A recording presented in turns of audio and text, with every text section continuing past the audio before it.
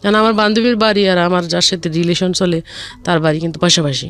এখন ওই রাত্রের মধ্যে প্রচার হয়ে গেল যে আমি ওর সাথে রাত্রে পালাই গেছি। আমার নাম মায়া। মায়া, মায়া বয়স কত এই মুহূর্তে? আমার বয়স এখন 36 বছর। 36 চলছে। তো আপনার 36 বছরের গল্পটাই আমি তুলে নিয়ে আসতে চাই আজকে। শুরু করুন আপনি। শৈশবটা হচ্ছে যে আমি আমার যখন জ্ঞান হওয়া অবধি পর্যন্ত যখন আমি বুঝি তখন আমি আমার নানা বাড়িতে ছিলাম। তো নানা বাড়িতে থাকতাম একটা কারণবশত, ওটা হচ্ছে আনন্দদায়ক, মানে আনন্দের জন্য আর কি। ওখানে বন্ধু বান্ধব বেশি ছিল, খেলাধুলা বেশি করতে পারতাম। বাবা কি করতেন? তো বাবা আমার তখন তামাকের ব্যবসা করতো, পুলিশে চাকরি করতো আমার বাবা। তো কোনো একটা কারণে চাকরিটা চলে যাওয়ার পরে উনি ব্যবসাটা বেছে নিয়েছেন। নেওয়ার পর তামাকের ব্যবসার ফাঁকে ফাঁকে কৃষিকাজ করতেন। তো তখন আমি একা ছিলাম, তখন তেমন একটা পরিবারের ভিতরে অভাব ছিল না। তারপর আমি নানা বাড়ি থাকতাম ওই বন্ধু বান্ধবের কারণে। থাকার পর আমি এক পর্যায়ে দেখলাম যে আমার মা একা থাকে, ওর কষ্ট লাগে, ছেলে সন্তান নাই। মাঝে মাঝে নানা বাড়িতে যে আমার নানির বকাবকি করে, আমার মেয়েটা রাখি দিছো কেন, আমার কাছে পাঠাই দাও। তো আমার মন বসতো না, কখনো বসতো না। তখন আমার জোর করে বাড়িতে নিয়ে আসতো, আমার নানি সহ নিয়ে আসতো। আসলে আবার আমি ওই সারাদিন থাকতাম, ওই নানির আসল ধরেই থাকতাম। আচ্ছা। তারপর বিকেলে যখন নানি আবার চলে যেত, ওরে আমি পাহারা দিতাম কখন কোন সময় কোন ফাঁকে আমাকে রেখে চলে যায়।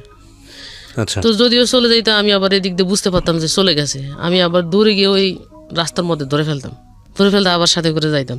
যাওয়ার পরে যখন আমার মামা বড়টা তখন ইন্টারমিডিয়েটে পড়ে, আমি এখন বুঝি যেটা আর কি, ওই সময় বয়সটা এরকম ছিল। তো উনি আমাকে দেখে মানে চোখ রাঙ্গাইয়া অনেক রাগান্বিত ভাবে মানে আমার দিকে তাকাইছে আর রাগ করে একটা কথা বলছে। তো ওই তখন অবস্থায় আমি একটু ভয় পাইছি।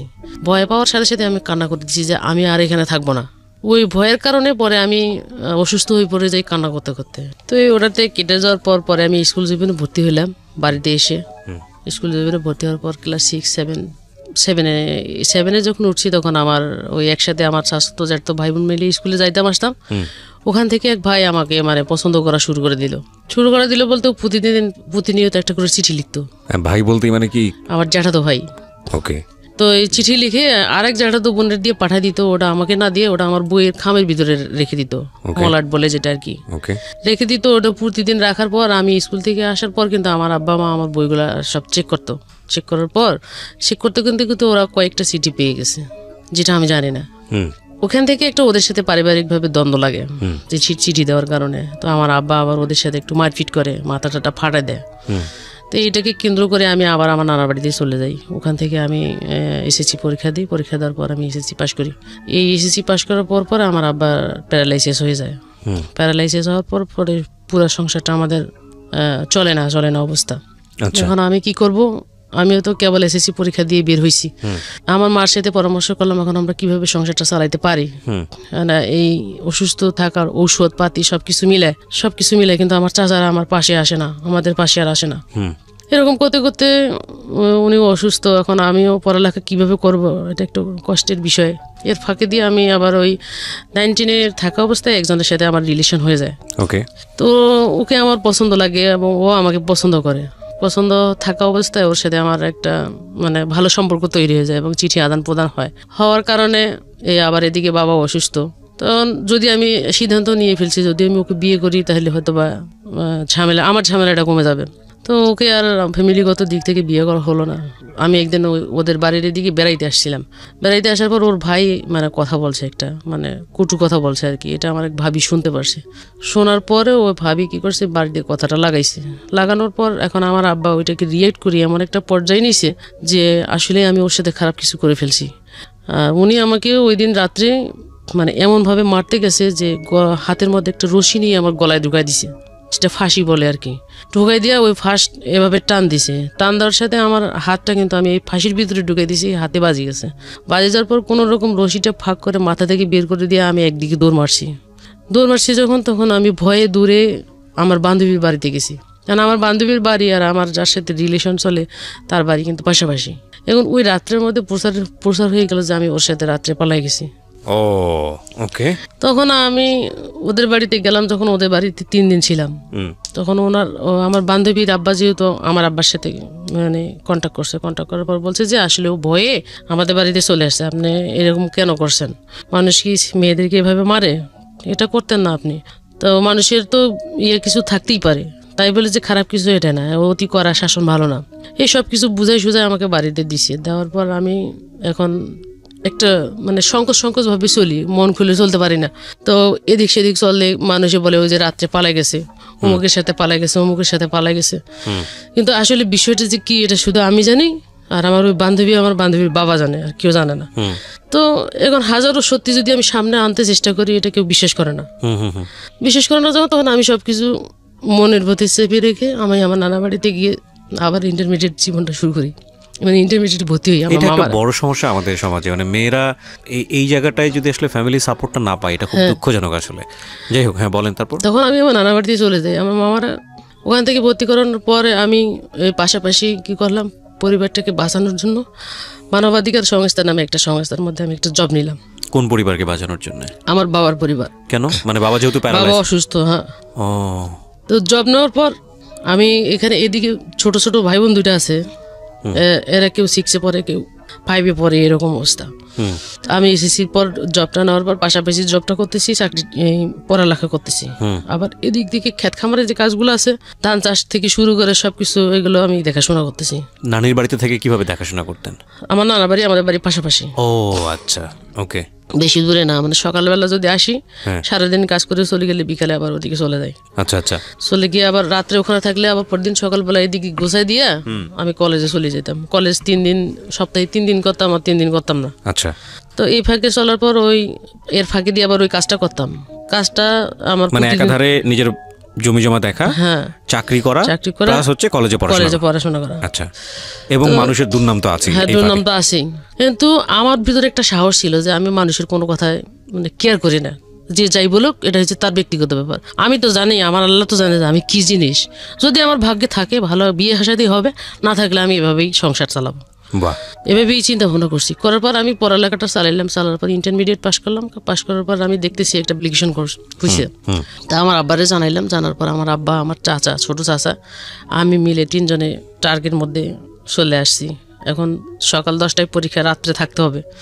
রাত্রে একটা হোটেলে 3 জনে উঠলাম, উঠে ওখানে থাকলাম। পরের দিন সকালে পরীক্ষা দিলাম। ভাইবা পরীক্ষা হলো। পরীক্ষা হওয়ার পর আমি পরীক্ষাতে টিকে গেছি। আচ্ছা। টিকে যাওয়ার পর পরের দিন আমার ভাইবা পরীক্ষার আবার ডেট দিছে। তখন কি আপনি ইন্টার কমপ্লিট করে ফেলেছেন? ইন্টার কমপ্লিট করছি। আচ্ছা।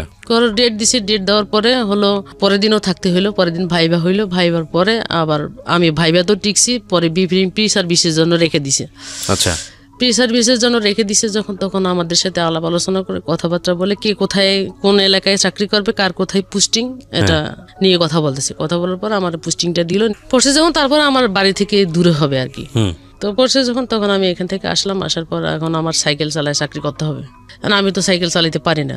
তখন ডিসিশন নিলাম সাইকেল চালা আমি শিখব। কত সালের গল্প এটা? এটা 2001 সালের কথা। 2001 সালে, আজ থেকে প্রায় 18 বছর। ইন্টারমিডিয়েটের পরেই। জি। তখন আমার আব্বার আমি মিলে সাইকেলটা যে কিনবো, এরকম টাকা পয়সা নাই। যখন তখন ওই আমাদের খাবারের যে ধানটা ছিল, আমরা যেটা ভাত খাবো সিদ্ধ করার মতো, তো আমি বলছি যে ভাতটা আমরা খাবো ওই ধানটা বিক্রি করে আমার সাইকেলটা কিনে দাও, আমি বেতন পাইলে তো আমরা আবার করতে পারবো। তখন চাল কেনা যাবে। হ্যাঁ, চাল কেনা যাবে। তো আমার আব্বা ধানটা বিক্রি করলো। ধানটা বিক্রি করার পর 2500 টাকা ধানটা বিক্রি করছে।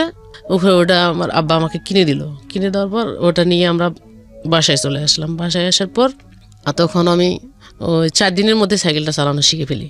আচ্ছা। শিখে ফেলার পর আমি যেদিন জয়েন করবো ওই দিন আমি সাইকেল টেকেল সব কিছু নিয়ে আমাকে আমার আব্বা ওখানে রেখে আসছে। রেখে আসার পর আমি ওখান থেকে সাইকেল যাত্রা শুরু করলাম চাকরিতে। মানে কোথায় কোথায় যেতে হবে, ফিল্ডে কি আসে, বিষয় সব কিছু ওখান থেকে জেনে নিলাম। ম্যানেজারের কাছ থেকে জেনে নেওয়ার পর ওখানে আমরা একটা টিমের মধ্যে চাকরি করতাম। মানে এক একজন এক এক প্রোগ্রামের। আমি ছিলাম হয়েছে NAP প্রোগ্রাম, শিক্ষা প্রোগ্রাম। আচ্ছা। তো ওই প্রোগ্রামে শুধু আমি একা। এখন আমি 3 মাস কাজ করার পর আমাকে ওখান থেকে প্রোগ্রামটা চেঞ্জ করে দেওয়া হলো। চেঞ্জ করে দিল আমাকে ADP প্রোগ্রামে। যেমন ওই এলাকার মধ্যে হতদরিদ্র গরিব দুঃখী যে লোকের মেয়েগুলো আছে আমার মতো বয়স বা 18 বছর 17 বছর, পড়ালেখা করে না, এদেরকে গ্রাম থেকে বুঝাই শুনে ধরে এনে ওদের ভিতরে একটা পাঠাগার সিস্টেম ছিল। বিকালবেলা, সকালবেলা যদি আমি ছোট বাচ্চাদের দেখতাম, বিকালবেলা আমার বড় বাচ্চাদের দেখতে হতো। এটাকে নিয়ে আমি আবার ওই গেলাম, পাঠাগার ভিজিট করতে যাইতাম। তো ওই রকম মেয়েদেরকে আনে বুঝাই শোনায়, বড় বড় মেয়েদের, অশিক্ষিত মেয়েদেরকে দিতাম, মোটিভেশন করতাম, পড়ালেখার জন্য আগ্রহ করতাম। ওইগুলো করার জন্য আমার লাগতো আপনার হচ্ছে CD, TV, মানে সাংস্কৃতিকমূলক অনুষ্ঠানের জন্য যে সমস্ত জিনিসগুলো দরকার এগুলো দিয়ে এটার জন্য আমাকে প্রতি মাসে ট্রেনিং করতে হইতো। চাকরি করতে করতে আমার বছর খানেক হয়ে গেল, চাকরির বয়স বছর খানেক হয়ে যাওয়ার পর এর মাঝখান দিয়ে আমি এই ছুটিতে বাড়িতে আসছি। আর এই যে আমার বাড়িতে থাকাকালীন যার সাথে রিলেশন ছিল, একটা বদনাম হয়ে গেল, ওর সাথে আমার কোনো যোগাযোগ নাই। তো ফুট করে একদিন বাড়িতে ও বাড়ি যাচ্ছে, আমিও আসতেছি, তো এলাকার ভিতরে দেখা হয়ে গেছে যখন, তখন ওর সাথে আমার কথা হইলো, কথাবার্তা হইলো। হওয়ার পর ও কি করছে, আমার ফোন নাম্বার নিছে, সিডিসেল নাম্বার একটা ব্যবহার করতাম, তখন আমার সাথে মাঝে মাঝে ওর সাথে ফোনে কথা হইতো। তা আমার ফ্যামিলিগত বিস্তারিত যখন জানলো, তখন ওর সাথে আমার কথা হইলে মাঝে মাঝে ওর সমস্যায় পড়লে আমার থেকে টাকা নিত, আমি সমস্যায় পড়লে ওর থেকে নিতাম। এরকম একটা বন্ধুত্ব সুলভ রিলেশন ছিল। তো এক পর্যায়ে কথা বলতে বলতে দুজনের মধ্যে আবার একটা ভাব সৃষ্টি হয়। তা আমি বলি যে এভাবে না থাকে আমরা দুজনে বিয়ে করলে হয় না? কয় কথাটা খারাপ বলছ না, কথাটা ভালোই বলছিস, বিয়ে করলে মনে হয় আমরা এখন চাকরি বাকরি করি, আমাদেরকে মেনে নিবে, করে ফেলবো। তো এই কথায় থাকে, আমি আর এর সাথে তেমন একটা বাড়াবাড়ি করি না। হয়তো বা দেখা গেছে 15 দিন পর একদিন কথা হয়, 10 দিন পর একদিন কথা হয়, এরকম। তো এই দিক দিয়ে আমি চাকরি বাকরি করতে মোটামুটি পরিবারটা গুছাই ফেলছি, একটু স্বস্তির দিকে আসছে, মোটামুটি ভালোই চলছে। চলার পর এখন ওই সময় আমার ছোট ভাই ফর্ম ফিল আপের টাকা পাঠাবো এসএসসি। তো আমি আবার আমি এখনো বেতন পাই নাই, আমার এই বন্ধুর কাছে কল করছি, আমি কিছু তুমি আমার কিছু টাকা দাও, আমার ভাইয়ের ফর্ম ফিল আপ, তো ওই জন্য একটু আমার তাড়াতাড়ি জরুরি করে বাড়ি যেতে হবে, আমার আব্বা অপেক্ষা করতেছে। তো ও কি করছে, আমার সাথে কথা বলে বলতেছে আচ্ছা ঠিক আছে আমি দিচ্ছি, তবে অন্য একটা নাম্বারে পাঠিয়ে দিচ্ছি। ও কথাটা বলে আমার মোবাইলটা অফ করে দিছে। যখন ওই যে টাকা পাঠাইবে বলছে, এখন আমি আর ওরে পাই না। ওর টাকা 3000 টাকা দিছে ওর বন্ধুর কাছে। উনি কি করছে, আমাকে ফোন করে বলছে যে আপনি টাকা চাইছিলেন, টাকাটা আমার কাছে দিয়ে দিছে, আপনি এসি পরিবহনে যান, আপনার টাকাটা আমি পাঠিয়ে দিচ্ছি। তো বলে যে আমি বলছি আচ্ছা ঠিক আছে আমি যাচ্ছি। আমি তখন এসি পরিবহনে গেছি, যাওয়ার পর উনি আমাকে টাকাটা পাঠিয়ে দিছে। পাঠিয়ে দেওয়ার পর ওনার নাম্বারটা আমি মানে সেভ করে রাখছি, যে ওই পর্যন্ত শেষ, আমার আর মনে নাই। যখন তখন আমি ফর্ম ফিল আপ শেষ করে আমি আবার আমার চাকরির জায়গায় চলে গেছি। চলে যাওয়ার পর প্রায় মাসখানেক পর আমাকে আমার আব্বা কল করছে, কল করে বলতেছে যে আমি হচ্ছি বড়, আমার ছোট চাচার মেয়ে আমার থেকে ছোট, তো ওর বিয়ের কথাবার্তা চলছে যখন, তখন আমার আব্বা এখানে একটা ব্যাগরা দিচ্ছে যে আমার মেয়ের বিয়ে হয় না এখন তোমার মেয়ের বিয়ে দিলে মানুষ খারাপ বলবে। তা আমি বলছি যে ওরা যখন ভালো সম্বন্ধ পাইছে, বিয়ে দিয়ে দেখ, সমস্যা নাই, আমার বিয়ে আমি নিজে করে নেব, চাকরি যেহেতু করি এরকম পাবোই অনেক কিছু, তা তোমাদের বাড়িতে আমার থাকতে হবে এমন কোনো কথা না। তা আমার বলতেছে যে তাহলে কিছু টাকা লাগবে। তা আমি বলছি কত টাকা লাগবে? কয় 1020 টাকা হইলে আমি এদিক দিয়ে একটা সমস্যার সমাধান করবো আর কি। আমি ওই দিন সন্ধ্যার মধ্যে আমি তখন বেতন ধরছি আমার 8900 টাকা, আর এদিক দিয়ে সব কিছু মিলাই 10-12 হাজার টাকা পাইতাম। তো আমার ওখানে আবার থাকতে থাকতে বন্ধু বান্ধব হয়ে গেছে, ওদের থেকে আমি কিছু টাকা সংগ্রহ করছি, করার পর আমি 20,000 টাকা মিলাই বাড়ি আসছি। তো বাড়িতে আসি দেখি বিয়ের সব আয়োজন শেষ। পরে বিয়ের রাত্রে যখন আসলাম, বিয়ে হয়ে গেল, চলে গেল, খাওয়া দাওয়া শেষ, আমিও ভাত টাত খাইছি। খাওয়ার পর ওই ডেকোরেশন যেগুলো আছে, পরযাত্রী যেখানে বসছিল ওইখানে বসে বসে মোবাইল টিপতেছি। তো টিপতে ওর নাম্বারটা চলে আসছে, আর আমার তো মনে নাই। আমি কইছি যে এটা কার নাম্বার, দেখি তো একবার ট্রাই করি। আমি কি করছি, মিস কল মারছি। মিস কল মারার সাথে সাথে আমার কাছে ব্যাক করছে। ব্যাক করার পর বলছে যে, আমি বলছি ভাই আপনি কি, কেন আপনি আমাকে চিনেন না? আপনার নাম্বার তো আমার কাছে সেভ করা আছে, আপনি মায়া বলছেন না? আমি কি হ্যাঁ মায়া বলছি। আমি কো আচ্ছা কয় আপনি কথাটা শুনলে মন খারাপ করবেন না তো? আমি জানি ওর সাথে আপনার রিলেশন, আপনাদের দুজনের মানে বিয়ে হবে, কথাটা বলতেছি, আপনি আবার মন খারাপ করেন না। আমি সাথে ওর সাথে এমন কোনো কিছু না যে ওকে আমার পেতেই হবে, বললে কোনো সমস্যা নাই, বলেন। তখন উনি বলছে যে ও বিয়ে করে ফেলছে, এই জন্য মোবাইল বন্ধ। তো এটা আমাকে বললেই কি সমস্যা ছিল, আমি বন্ধু হিসেবে তো জানতেই পারি, মানুষের ওর সাথে প্রেম করছি বা সম্পর্ক করছি বিয়ে করতে হবে এমন কোনো কথা না। ও বিয়ে করবে, আমি বিয়ে করবো। তখন উনি আমাকে বলতেছে যে আমি কথা যদি আপনি ইয়ে না করেন, আমি একটা কথা বলবো আপনাকে। আপনি কি বলবেন আমাকে? তো বলছে আমি পরে বলবো। ফোনটা কাটছে। তো এটা মনের ভিতরে রাখার পর কি করছে, আমার সাথে প্রায় 6 মাস এমনি কথা বলছে। কথা বলার পর উনি আমাকে বলছে যে আমি আসলে আপনাদের এদিকে আসবো যখন বলছে, তখন আচ্ছা ঠিক আছে আসলে দেখা করবো, সমস্যা নেই। তখন কি করছে, ওর সাথেই ওই বেড়াইতে গেছে আমাদের এলাকায়। বেড়াইতে যায় যখন ও আমাকে সামনাসামনি ফেস টু ফেস দেখছে, মানে দেখে ও আমাকে পছন্দ করে ফেলছে। আচ্ছা। আর আমিও যখন ওকে দেখছি, দেখার পর আমারও পছন্দ হয়ে গেছে যে আমি যার সাথে রিলেশন করলাম তার থেকেও সে সুন্দর এবং অনেক ভালো, অনেক স্মার্ট, অনেক শিক্ষিত, মাস্টার্স কমপ্লিট। তা এটা এই বিয়েটা যদি করি আমার ফ্যামিলি অবশ্যই মেনে নিবে। 6-7 মাস কথা বলার পর এতে কি করছে, নিজে আগ্রহ করে আরেকবার চলে গেছে। তো ওনার সাথে আমার কথা হইলো, আমি মনে করছি দুষ্টামি করতেছে মনে হয়। তা আমি ওই দুষ্টামিমূলক এইভাবে কথাগুলো বলে ফেলছি যে আচ্ছা ঠিক আছে আসেন। তো ওকে তো দেখছি একবার, দেখার পর পরের বার যখন গেলাম উনি আমাকে বলছে যে আমি আমার মামাকে সাথে করে নিয়ে আসছি আর আপনি আসেন। টার্মিনালে উঠে ওরা হোটেলে উঠছে, হোটেলে উঠার পর আমাকে কল করছে। তখন আমার তো এই দিক দিয়ে ছুটি নিয়ে নেই, ছুটি নিতে তো আমার একটু সময় লাগবে। তো আমি সকালবেলা যাইয়া ফিল্ডের সব কাজ গোছগাছ করে রাখি, অফিসে আসছি। অফিসে আসি, ম্যানেজারে বলছি স্যার আমি বিকালের দিকে অফিসে আসবো না, আমার একটু কাজ আছে, আমার একটু ছুটি দেন। তো কি কাজ পড়লো ওখানে, আবার আমার সহপাঠী আরেকজনকে বুঝাই দিয়ে বলছে যে আজকে যাবে না, আপনারা একটু ম্যানেজ করে নিয়ে। করার পর ওই দিন বৃহস্পতিবার ছিল, আমি বিকালে দুপুরের দিকে রওনা হয়েছি। রওনা হয়ে ওর সাথে দেখা হলো আমার 2টা বাজে। 2টা বাজে যখন দেখা হলো তখন ও বলে যে রিক্সায় ওঠো। তো ওর সাথে আমি রিক্সায় উঠলাম, ওর মামা আছে হোটেলের ভিতরে। এখন আমি সংকোচ করতেছি একটা ছেলের সাথে হোটেলের ভিতরে যাবো কি যাবো না, বা একটা ভয়ের বিষয় আছে। তা আমি বলতেছি আমি হোটেলের ভিতরে যাব না, আপনি এখান থেকে যা করেন মানে কিভাবে করবেন সেটা আপনি বলেন। তো কি করছে, মানে টাকা কিন্তু মনে হয় 20,000-এর মতো নিয়ে গেছে। মানে আপনি আগে থেকেই জানতেন যে আপনারা বিয়ে করতে যাচ্ছেন বা এরকম কিছু একটা? সামথিং বলা ছিল। আপনার ফ্যামিলিকে আপনি জানাননি কেন? না আমি জানাইনি কেন?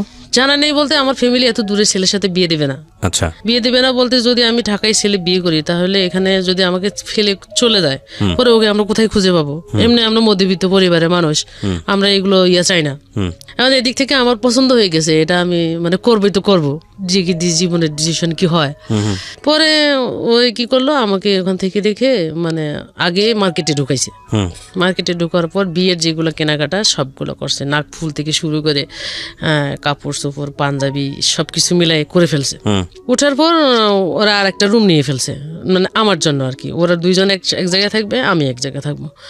তো আমি আমার রুমে আছি, ওরা ওনাদের রুমে আছে। থাকার পর ওখানে ওই হোটেলের মালিকের সাথে কথা শেয়ার করছে।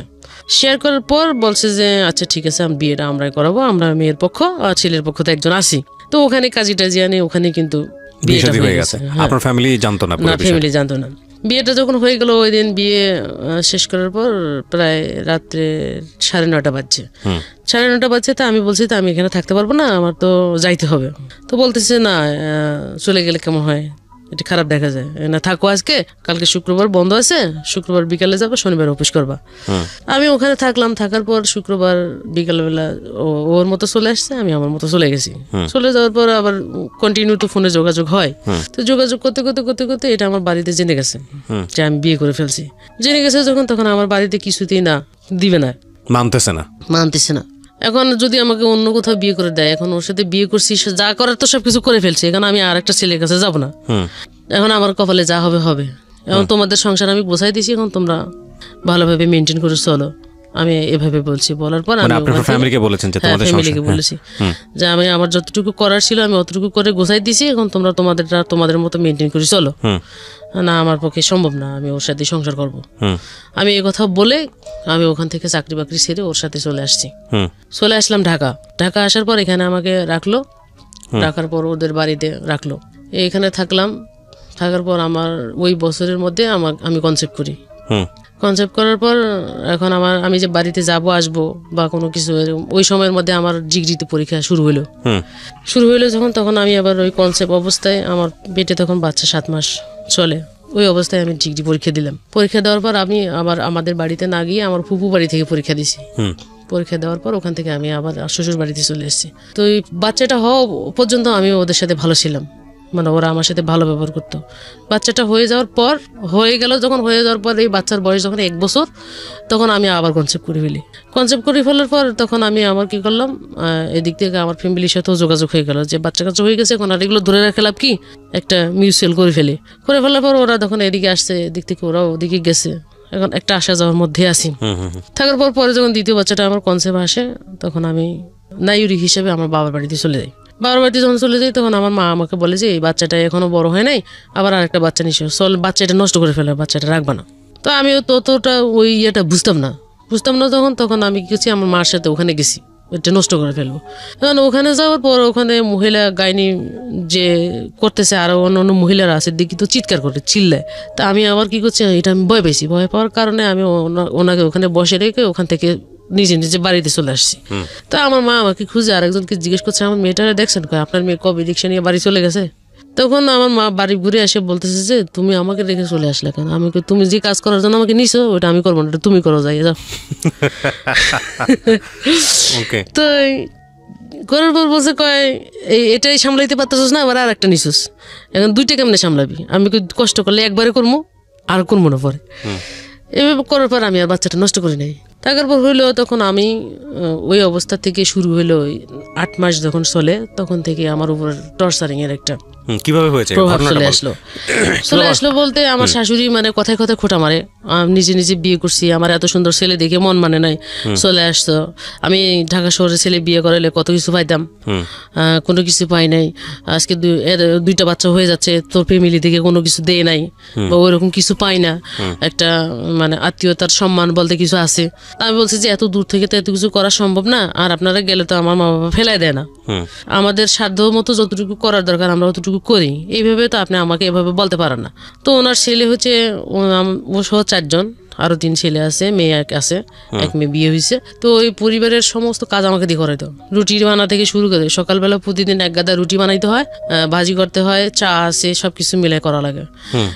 এখন আমি যে একটা প্রেগনেন্ট অসুস্থ মানুষ, আমি যে খাবো বা স্বামী হিসেবে যে আমার খোঁজ খবর নিবে বা কিছু করবে এরকম কোনো কিছু না। তখন আমি ফোন করলেও শুধু ওর মার সাথে কথা বলে, আমার সাথে কথা বলে না। তো এরকম একটা পর্যায়ের ভিতরে চলে গেছে। চলে যাওয়ার পর এরকম সহ্য করে থাকতে থাকতে পরে ডেলিভারি হয়ে গেছে। ডেলিভারি হয়ে যাওয়ার পর আবার মানে কষ্ট যেটা দিছে এর থেকে আরও বেশি টর্চারিং শুরু হয়েছে। টর্চারিং যখন শুরু হয়েছে তখন আমি কিন্তু এখন তো এই অবস্থায় তো আমি আমার বাবার সংসারে ফিরে যেতে পারবো না। এখন যদি যাই তখন ওরা আমাকে আগেই বলছে যে আমরা এগুলো চিন্তা ভাবনা করে কথা বলছিলাম, এখন আমরা এগুলো মানবো না, আমি শেয়ারও করতে পারতেছি না। তখন বাচ্চাটার বয়স 1 বছর 6 মাস এরকম হয়েছে। ও একটু একটু করে হাঁটা অবস্থায় আমি কি করছি, যে টাকা পাবো, যে টাকা নাই, ওই টাকাটুকু পাঠায় সব ওদের কাছে। তখন আমার অসহ্য হয়ে গেছে তখন আমি কোনো রকম 500 টাকা জোগাড় করছি। জোগাড় করার পর ওই 500 টাকা নিয়ে আমি কি করছি, বাচ্চা 2টা নিয়ে ছায়দাবাদ টিকিট কেটে গাড়িতে ওইটা চলে গেছি।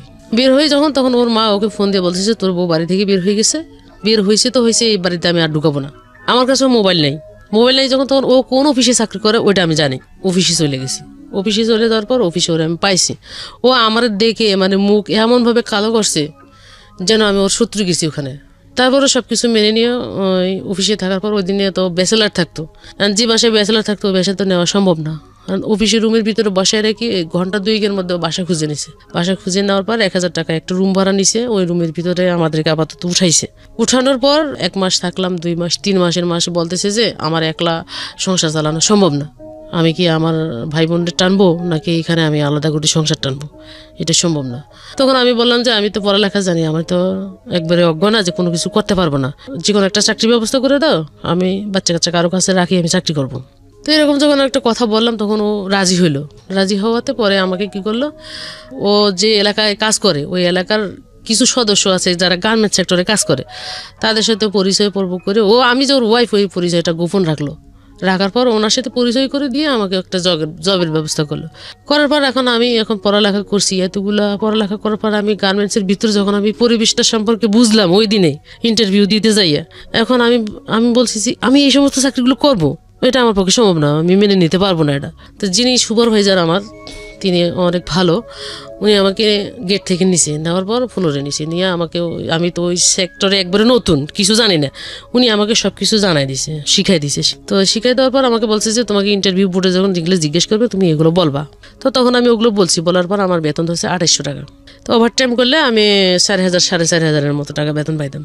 তো ওখানে কাজ করা অবস্থায় কাজের মধ্যে দিয়ে যে সিচুয়েশনগুলো তৈরি হতো, যে আচরণগুলো করতো, যে গালাগালিগুলো করতো, এগুলো আমার কাছে ভালো লাগতো না। তখন আমি নিজের মনে মনে শুধু মনে মনে রেখে দিতাম, বলতাম না, এই অফিসে যাই আসি। এখন আমি বাচ্চা 2টা কার কাছে রাখবো, এটা একটা টেনশন। তারপরে ওখানে আমি মাঝখান দিয়ে ছুটি নিছি। ছুটি নেওয়ার পর আমি বলছি যে স্যার আমাকে 2 দিন ছুটি দেন, ছুটি দিলে আমি একটু সমস্যা আছে সমাধান করে অফিসে আসবো আর কি। এর ফাঁকে দিয়ে আমি বাচ্চা দুটোকে নিয়ে আমাদের বাড়িতে চলে গেছি। বাড়িতে এসে ওদেরকে ওখানে রাখছি। রাখার পর আমি আমার মার সাথে কন্ট্যাক্ট করছি যে তোমার আমি প্রতি মাসে 3000 করে টাকা দেবো, ওদেরকে শুধু খাওয়াবা আর একটু বড় করবা, আর কোনো কিছু লাগবে না, বড় হলে আমি ওদেরকে নিয়ে যাব। আর এর ফাঁকে দিয়া আবার এই সংসারের যে অবস্থা, আব্বা অসুস্থ, তা আব্বা আবার আমার সাথে শেয়ার করলো যে আমারও একটু সাপোর্ট করিও। আমি তো চাকরি যেহেতু পাইছি সেহেতু সাপোর্ট আমি করবো। ওদের জন্য 3000 টাকা দিই, তাহলে আর 2জন পড়ালেখা করবে, আর 2000 টাকা বাড়াই দেবো, আমি 5000 টাকা দেবো। 5000 টাকা দিলে এদিক দিয়ে হয়ে যাবে। আর যা টুকি টাকা থাকে, আমি একলা তো, ও যদি আমাকে নাও রাখে আমি একলা, আমার মনের ভিতরে একটা প্ল্যান আছে। আব্বার সাথে কথা বলার পর আমি ওদেরকে রাখি চলে আসছি। চলে আসার পর তারপরে আমার মা ওখানে আমার ছেলেদেরকে ভর্তি করাইলো। ভর্তি করানোর পর পড়ালেখা ভালো চলছে, আমি ওদিকে চাকরিটা ভালো করতেছি এবং ওদেরকে প্রতি মাসে 5000 টাকা করে দিচ্ছি। 3000 টাকা আমার ছেলেদের জন্য, 2000 টাকা 2 ভাই বোনের জন্য। মাঝে মাঝে এদিক দিয়ে টুকিটাকি যা ওষুধপত্র খাওয়া লাগে 500 টাকা হাত খরচ আমার আব্বারে দিচ্ছি। দেওয়ার পর ওইখানে আমি চাকরি করা অবস্থা, এখন আমার মেন্টালিটি আসলো যে আমি আসলে এটাতে কি আছে, এই কাজটাতে কি আছে।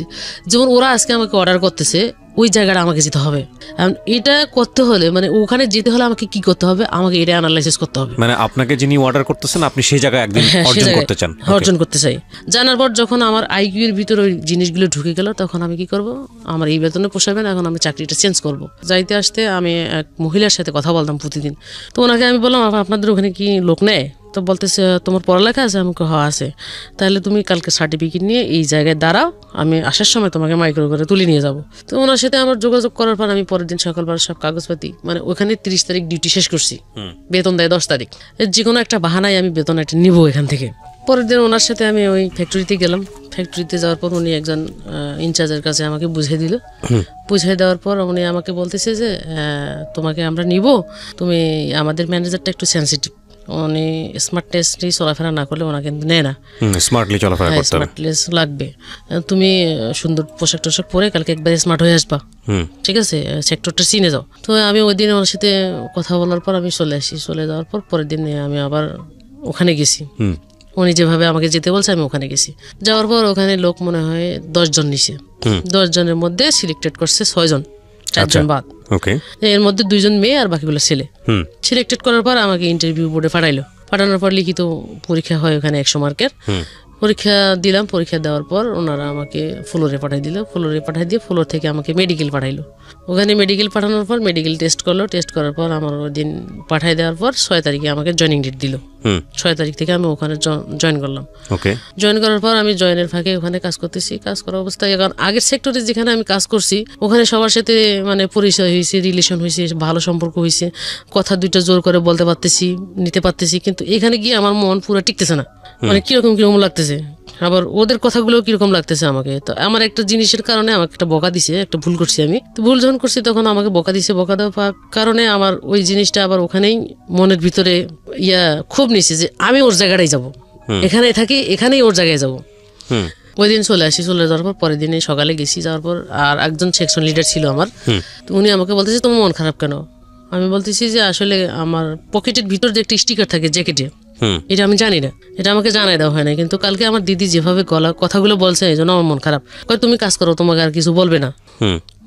তখন আমি ওখানে কাজ করতেছি। কাজ করা অবস্থায় কাজ করতে করতে ওখানকার যে আমার যার আন্ডারে আমাকে দিছিল, সুপারভাইজার বলা হয় আর কি, তার ওখানে পদবি পজিশন হচ্ছে inspector, inspection leader, section leader. তো আমি ইন্সপেক্টর হিসেবেই ওখানে জয়েন করছি। জয়েন করি মোটামুটি ওখানে আমার বেতন প্রায় 5,500-এর উপরে বেতন ধরছে। আর ওভারটাইম করলে আমি প্রায় 6,000-7,000 মানে বাড়তি টাকা পাচ্ছি আর কি, 10-12,000 টাকা পাচ্ছি। তো এই 10-12,000 টাকা পাইলে আমি বাড়িতে 5,000 থেকে 6,000 টাকা দিচ্ছি, বাকি টাকা আমি ওকে দিচ্ছি। আমার কাছে কিন্তু কিছু নাই, এমনি যাতায়াত, গাড়ি ভাড়া, নাস্তা খরচ যা লাগে তাই। এরকম মোটামুটি সংসার ভালোই চলছে। এদিকে আমার পরিবারেরও সাপোর্ট করতে পারতেছি।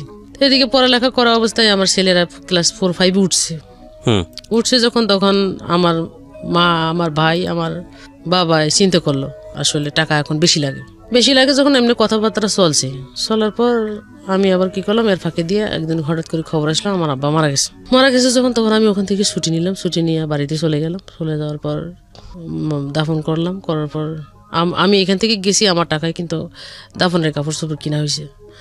তারপর দাফন হয়েছে। তারপর ওখানে আনুষ্ঠানিকভাবে যেটা করার কলমা টলমা পড়ায় আমি ওখান থেকে 7 দিন ছুটি কাটায় চলে আসছি যখন তখন এ কি করলো, এর ফাঁকে দিয়ে চাকরিতে অ্যাপ্লাই করার পর ফাঁকে দিয়ে চাকরিটা হয়ে গেল যখন তখন ও আমাকে বলছে, দেখো আমার চাকরি তো হয়ে গেছে, এখন তো আমাকে যেখানে পোস্টিং দেবে সেখানে যেতে হবে, যেখানে যাও না কেন, যেখানে থাকো না কেন চাকরি, তখন আমিও এখানে আটকা পড়ে গেলাম। এখন তুমি আবার আমাকে ছেড়ে ঢাকায় চলে যাবা। এখন আবার যদি কখনো আমার মনে থেকে একটা সন্দেহ জাগা সৃষ্টি করছে। এর ফাঁকে দিয়ে আবার আগে প্রথমেই যখন বিয়ে করছি, বিয়ের কাগজপত্র সব ও কি করছে, গায়েব করে ফেলছে।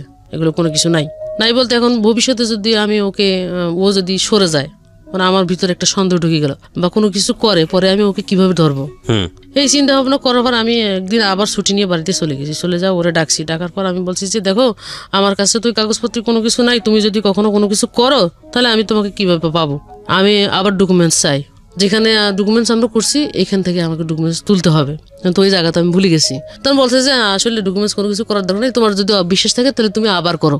এই অবস্থায় ওই আমার এলাকার মধ্যে আবার ওই কাজের মাধ্যমে ওই ডেটে আবার বিবাহ রেজিস্ট্রেশন করছে। এই রেজিস্ট্রেশনটা আমার কাছে আছে, কাবিন নামা, যেটা আগেরটা নাই। তারপর আমি ওই অবস্থায় সবকিছু ঠিকঠাক করে আবার চিটাং চলে আসছি। চলে আসার পর ও ওর জায়গায় ওর মতো চাকরি করতেছে, আমি আমার মতো চাকরি করতেছি। চাকরি করা অবস্থায় এখন এদিক থেকে আমার বাড়ি থেকে চাপ দিতেছে, ছেলেবেলে রাখতে পারবে না। কেন রাখতে পারবে না, কয় এখন টাকা পয়সা বেশি লাগে। আর বাড়ি থেকে আমার থেকে চাপ দিতেছে টাকা পয়সা বেশি দিতে হবে। আমি যদি টাকা পয়সা বেশি দিই তাহলে আমার ছেলেবেলে আমি এখানে রাখি চাকরি পড়ামো। তখন আমি এর সাথে শেয়ার করলাম যে বাড়ি থেকে এরকম বলতেছে, এখন আমি কি করবো, ছেলেবেলে কি করবা সেটা বলো। তখন এই আমাকে ডিসিশন দিল যে ওদেরকে নিয়ে এসে এখানে ভর্তি করে দাও, যা হওয়ার হইব। তখন আমি কি করলাম, ওদেরকে নিয়ে আসলাম বাড়িতে, নিয়ে আসার পর আমি আবার পাশের রুমে দেখতাম দুইটা ছেলে আছে, বাচ্চা দুইটা আছে, বাচ্চা দুইটা ভালো পড়ালেখা করে, ভালো ছাত্র। ওদের মোটিভেশন যেভাবে করতেছে, আমি আমার দুটো যদি এভাবে করতে পারতাম তাহলে আরো ভালো হতো। বাড়ি থেকে শুনছি পড়ালেখা ভালো। ছেলে দুইটা আনার পর ওদের ছেলে দুইটা যেখানে ভর্তি আছে আমি ওখানে ভর্তি করাইলাম। ভর্তি করার পর ওখানে থাকলো, ভর্তি করলো, দেখি তো পড়ালেখা ভালো। এর ফাঁকে দিয়া ওই ভাবিরে বললাম, ভাবি আমি তো সারাদিন থাকি না, আপনি আপনার বাচ্চা দুটো যেরকম দেখেন আমার বাচ্চা দুটো একটু ওরকম দেখিয়েন, আমার দিকে একটু তাকান, ঠিক আছে? তো উনি আবার বলতেছে ঠিক আছে সমস্যা নাই, আমি দেখবো। তো এই দিক দিয়ে সবার সাথে যোগাযোগ ভালোই চলছে। হুট করে আর একদিন আমার আব্বাই আমাকে কল করছে, একটু জরুরি করে বাড়ি যেতে হবে। এই আমার আম্মাই ফোন করছে, আব্বা তো নাই। ফোন করার পর আমি তখন গেলাম বাড়িতে। বাড়ি যাওয়ার পর বলতেছে যে ওকে তো আমরা ধরে রাখতে পারতেছি না। কেন, কি হয়েছে? কয় ওই আমাদের পাশের বাড়ির অমুক ছেলের সাথে রিলেশন করে, ওর সাথে যদি এগুলো করে এখন একটা বদনাম, তখন কি করতে হইব? কয় তুই তোর কাছে নিয়ে যা, ওখানে ভর্তি করে দিই, পড়ালেখার খরচ পাশাপাশি একটা চাকরি টাকরি ধরাই দিস, চাকরি বাকরি করলে হয়তো বা এগুলো করবে না। আবার হাজবেন্ডের সাথে শেয়ার করলাম যে এই ঘটনা, নিয়ে আসে এখানে একটা চাকরি দাও, আর পড়ালেখার খরচ দেখা যাক আমরা কি করতে পারি। তো দুজনে মিলেমিশে চলতেছি, থাকতেছি, খাইতেছি, ফিরতেছি। এর মধ্যেই আমার হাজবেন্ডও মাঝে মাঝে যায় আসে। আনার পরে এখন একটা মানুষের তো শহরের বাড়িতে বসে রাখা খাওয়া খরচের ব্যাপার স্যাপার আছে। তা আমি ওরে 2 মাস বসায় রাখি, বললাম যে এই জিনিসগুলো শিখো, যে জিনিসগুলো আমি তোমাকে দিই এগুলো শিখো, এগুলো কিন্তু ইন্টারভিউতে ফেস করতে হয়। তখনও কি পড়তো? তখন ইন্টারমিডিয়েট পাস করছে। হ্যাঁ, আচ্ছা। পাস করার পর তারপরে জবটা হয়ে গেলে এরপরে তোমার ভর্তির ব্যবস্থাটা আমি করব। তো তুমি কি চাকরি করতে চাও কি চাও না? তো বলে যে আমি যদি চাকরি করলে একটু আমার বাড়িতে হেল্প করতে পারবো, আমার পড়ালেখাটাও চালাইতে পারবো। তখন আমি আমার অফিসের ভিতরে বিভিন্ন সেক্টরে বিভিন্ন জায়গায় যোগাযোগ করা শুরু করে দিলাম। শুরু করতে করতে আমি ওই স্টোরের জায়গাটা খালি পেয়েছি। তা আমি স্টোরের চাকরিটা অনেক ভালো, যতগুলো ডিপার্টমেন্ট আছে তার থেকে ওইটাই ভালো, বসে থাকার চাকরি আর নাই। তো এখন ওর সাথে যোগাযোগ করার পর ওনাকে আমি বলছি যে শোনেন আপা, আমি তো এখানে পুরান মানুষ, আমার লোকটা আপনার নিতেই হবো, আপনি যা কিছু করেন না কেন। তো উনি বলছে আচ্ছা ঠিক আছে, আমি আপনার লোকটা নিবো, আপনি আনেন। তো ওনার বাসাও আমার বাসার কাছাকাছি ছিল। আমি সন্ধ্যাবেলায় ওনার বাসায় নিয়ে গেছি। নিয়ে যাওয়ার পর ওনার সাথে কথা বললাম, কথা বলার পর ওখান থেকে বাসায় আসলাম। পরের দিন সকালবেলা আমি অফিসে নেওয়ার পর ওর চাকরিটা ওখানে হয়ে গেল। সবে চলে যাওয়ার পর বাড়িতে জানাইলাম, ও জবে ঢুকাই দিছি। আমার হাজবেন্ডের জানালাম জব দিছি, হ্যাঁ দুইজনে একসাথে যাবো আসবো, একই অফিসে থাকবো। তখন এর মাঝখান দিয়ে আমার ভাইও চলে আসলো। তখন ওর টানিয়ে আনার পর ওরা কি করলাম, তো বলছি যে তুমি কোয়ালিটি চাকরি করতে পারবা? তো কোয়ালিটি কিন্তু সারাদিন দাঁড়ায় থাকতে হয়, যদি তুমি করতে পারো তাহলে আমি তোমাকে দিতে পারি, যদি না করতে পারো তাহলে কিন্তু আমি মুখ বেচবো না মানুষের কাছে। তো বলতেছে আমি করতে পারবো। যখন কথাটা বলছে তখন আমাদের সেক্টরের ভিতরে আমি ওর চাকরিটাও দিয়ে দিলাম। আমার ছেলে আমাকে বলতেছে আম্মু বাবার নাম্বার থেকে একটা মেসেজ দেখছি, হঠাৎ করে বলতেছে। ছোট ছেলে না বড় ছেলে? ছোট ছেলে। তখন ও কিন্তু অনেক চালাক, ছোট হলেও সব ইংলিশ পড়তে পারে, সব বুঝতে পারে এবং ছাত্র হিসেবে অনেক ভালো। তো আমি প্রতিদিন কন্টিনিউ মানে ফোন করি, দেখি ওয়েটিং কল। আমি তুমি কার সাথে কথা বলো? কয় আমি একটা জব করি, আমার তো বিভিন্ন ধরনের কথা হইতেই পারে, থাকতেই পারে, আমি ফ্রি হলে তোমাকে ফোন দিব। তখন আমার ভিতরে একটা কামড় যখন, তখন আমি বলতেছি যে যাই হোক আমার সংসার যদি নাও টিকে, আমি ছেলে দুটা যেমনি পারি মানুষ করব। তখন আমি কি করলাম, যখন আমাকে এই কথাটা বলার জন্য আসছে, ও এর ফাঁকে দিয়ে মেসেজ ও ডিলিট করে ফেলছে যখন, তখন আমি ওর মোবাইলটা নিয়েছি। মোবাইলটা নেওয়ার পর যতগুলো ফাংশন আছে সবগুলোর ভিতরে ঢুকছি, ঢোকানোর পর দেখি কোনো কিছু নাই যখন, তখন আমি মোবাইলটা রেখে দিছি। রেখে দেওয়ার পর আমি বলছি যে তুমি আজকে থেকে মোবাইল ব্যবহার করতে পারবা না, তোমার মোবাইল লাগবে না, আমি তো আসি ওখানে, সমস্যা হলে তো জানবি। তখন ও আমি আবার কি করলাম, আমি আজকে অফিসে দেরি করে যাম, তা আমি অফিসে ফোন লাগাইছি। ফোন লাগার পর দিদি বলছি দিদি আমার 1 ঘন্টা লেট হবে আসতে। ওর মোবাইলটা যখন রেখে দিছে, ও অফিসে গেছে, যাওয়ার পর ও কাজ টাজ গোছায় রাখি অন্য আরেকজনের মোবাইল নিয়ে আমার হাজবেন্ডের কাছে কল করছে। কল করার পর ওইটা জেনে দিছে যে ওর মোবাইলটা আমার কাছে, আর আমি এদিক থেকে ওর নাম্বার থেকে ওকে মিস কল মারতেছি। ও আসলে ব্যাক করে কিনা এই নাম্বারে, কিন্তু ব্যাক করতেছে না, ঠিক আছে, ব্যাক করতেছে না, কিন্তু মোবাইল তো আমার কাছে। তখন আমি কি করলাম, রেডি হয়ে অফিসে চলে গেলাম। অফিসে যাওয়ার পর অফিসে ঢুকে আমার কাজগুলো সব গোছায় রাখি। দিদিরে বলছি দিদি আমি অন্য একটা সেকশনে যাচ্ছি, আপনি আমার খুঁজিয়েন না, আমার আসতে একটু দেরি হবে, সব কাজ গোছায় রাখছি। তো আচ্ছা ঠিক আছে যাও। কিন্তু আমি ওই কাজের বিনিময়ে যাচ্ছি যে এই কথা বলে যাচ্ছি, কিন্তু নইলে আবার ম্যানেজারের কাছে ধরা পড়লে ম্যানেজার সব জায়গায় ঘুরে কখন কোথায় দেখে ফেলে, তখন আবার দিদির কাছে কল করবো, ওকে ওখানে দেখলাম কেন, যদি উনি জবাব দিতে না পারে পরে আবার আমার গালাগালি করবে। আমি গালাগালি না খাই মতো আমি কাজ সিস্টেম করে নামছি। নামার পর আমি কি করলাম, ওখানে যে TNT নাম্বার একটা আছে ইউজ হয়, ওই TNT নাম্বার কার কাছে, এর কাছে। TNT-তে ফোন করে, মোবাইলটা আমার কাছে। ও যখন TNT-তে কথা বলতেছে, তখন ওর পিছনে গিয়ে আমি দাঁড়াইছি, ও আমাকে দেখে নাই যখন, তখন ও পিছনে যখন কথা বলতেছে, তো কথাগুলো আমি শুনতেছি। শোনার পর ও ফোন লাইন কাটিয়ে দিয়েছে, যখন কাটিয়ে দিয়ে পিছন ফিরিয়ে দেখে এখন আমি পারতেছি না ওখানে কোনো কিছু বললে আবার সবাই শোনাশুনি হয়ে যাবে, জানাজানি হয়ে যাওয়ার পর আমি কি করলাম, ওখান থেকে ওর কিছু না বলি সাইডে চলে আসে যখন, তখন এ কি করছে, ভিতরে আর একটা সিম আর একটা মোবাইল কিনছে। কেনার পর ওই মোবাইল আর সিমটা সবসময় এখানে রাখতো সাইলেন্ট করে, নিজের কাছে গোপন রাখতো। এটা অফিসের ভিতর কেউ জানতো না। আর যখন যাওয়ার সময় হইতো, তখন ও ওই ড্রয়ারের ভিতরে মোবাইলটা রাখি, তালা দিয়ে সিস্টেমে চলে যেত। কিন্তু রাত্রে যে সে কথা বলবে কোনো কিছু, এরকম কোনো কিছু আমি ধরতে পারবো না, কারণ ওর সাথে দেখা হয় আমার রাত্রেই, দিনে হয় না। রাখছে যখন, তখন আমি গোয়েন্দার মতো লাগছি পিছনে, ওই কাজ ওখানে শেষ করি, আমি আবার নিচে নামার পর আমি ওখানে ভিতরে এক মহিলারে লাগাই দিছি, যার মাধ্যমে ঢুকাইছি। ওকে বলছি যে দেখেন তো ওর কাছে কোনো ফোন আছে কিনা। তখন আমাকে বলতেছি যে ফোন করে TNT-তে, ওনারা একটা অ্যানালাইসিস বাইর করে ফেলছে। বাইর করে ফেলার পর আমাকে যখন কথাটা বলার পর আমি তখন কিছু দেখেন ওখানে কোনো ফোন আছে কিনা। তখন ফোন ড্রয়ারের মধ্যে লাঞ্চে যাওয়ার সময় ওরা সরাই ফেলে ফোনটা আমারে দিছে যখন, তখন ওই ফোনের মধ্যে ফোন করছে যে আমরা যে দুইজনে কথা বলি, আমি যে কথা বলি, ও যে কথা বলি, এটা ও বুঝতে পারতেছে না এটা আমি নাকি ও। আমি ওর হয়ে কথা বলতেছি, ও সেজে যখন কথা বলতেছি, তখন কথাগুলো সব আমি পেয়ে গেলাম। পেয়ে যাওয়ার পর আমি আমার মার সাথে যোগাযোগ করলাম। পেয়ে গেলাম মানে কি, আপনি কি পেলেন, যে আসলে কি পেলাম, যে ওর সাথে যে একটা সম্পর্ক আছে, এটা আমি পাই গেলাম। মানে কথার টোন শুনে আপনি পেয়েছেন? হ্যাঁ, পেয়ে গেছি। বা আপনাকে নিয়ে ওই সময় কোনো কথাবার্তা হচ্ছিল কিনা? হ্যাঁ, আমাকে নিয়ে কথা হচ্ছিল। ওকে, আপনি ইন ডিটেল এখানে বলতে চাচ্ছেন, আমি বুঝতে পারছি। হ্যাঁ, তারপর কি হলো? ইন ডিটেল আমি বলি, আমাকে যখন ফোনটা আমি রিসিভ করলাম, হ্যালো, মানে ওর মতো করে ও যেভাবে কথা বলে, কয় তুমি কেমন আছো? আমি কেমন ভালো আছি। ওকে আমি ফোন দিই না যে ও কি তোমার সাথে কিছু শেয়ার করে। আমি বলতেছি না, আমার সাথে শেয়ার করে না, তবে ও একটু মন টন খারাপ আর কি, আপনি ফোন টোন করেন না, এভাবে কথা বলতেছি। তখন আমি বলতেছি যে আচ্ছা আসলে আপনি কি করতে চাচ্ছেন, কিভাবে কি করতে চাচ্ছেন? ঠিক আছে। যখন আমি জিজ্ঞেস করছি, তখন বলতেছি যে আসলে দেখো আমরা তো বিয়েটা করে ফেলছি, আমাদের এটা কিন্তু কোর্ট ম্যারেজ, ও কিছু করতে পারবে না, আমি যেটা বলবো সেভাবে মেনে নিতে পারবে, ও যাবে কোথায়? কি বলেন? এভাবে বলতেছে। আমি এই কথা শোনার সাথে আমি আর ওর সাথে কি কথা বলবো, আমার নিজের হৃদয় সব বের হয়ে গেছে। আমি ওখানে মাথা ঘুরে পড়ে গেছি, ওই অবস্থায় মাথা ঘুরে পড়ে গেছি। আমি ওই দিনে আমি রাত্রে আর কোনো কিছু কইতে পারি না, পরের দিন সকালবেলা আমি বিছানা থেকে উঠতে পারি না। এখন আমার নিজেরই প্যারালাইসিস, এক সাইডে আমার অবশ হয়ে গেছে।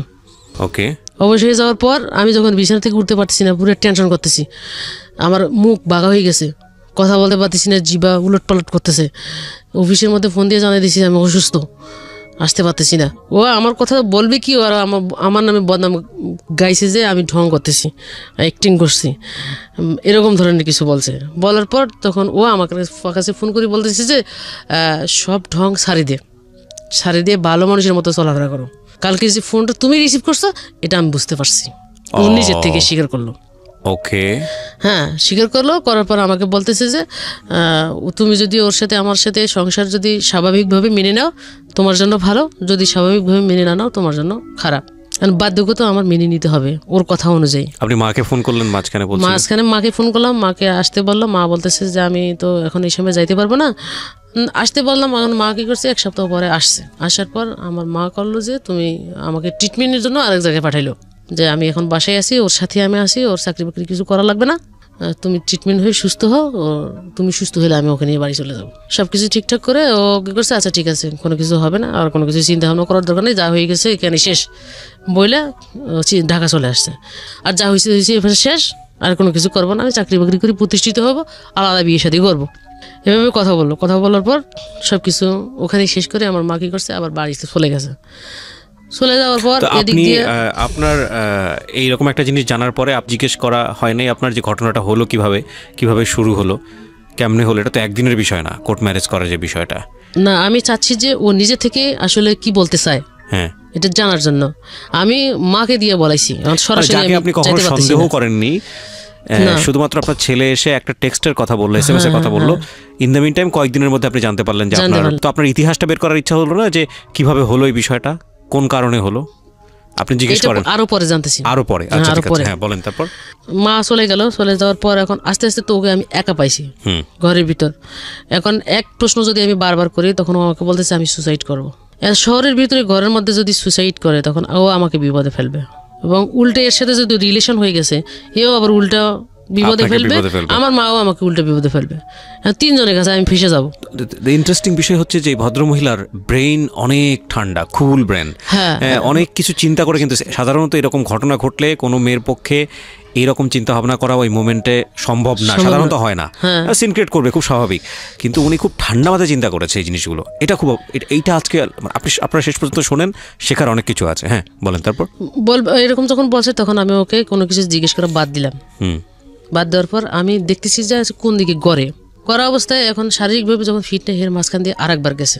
আমার মা চলে যাওয়ার পর মানে ও আমার সাথে এমন ভালোবাসার সম্পর্ক তৈরি করছে যেটা দেখলে মনে হবে না যে ও দ্বিতীয়বার আরো কোনো কিছু করবে। এরকম করার পর আবার চলে আসছে ঢাকা চলে আসার পর কিন্তু মোবাইল যে নাই, কথা বলতে পারে না, চাকরি অফ, এরকম কোনো কিছু নাই।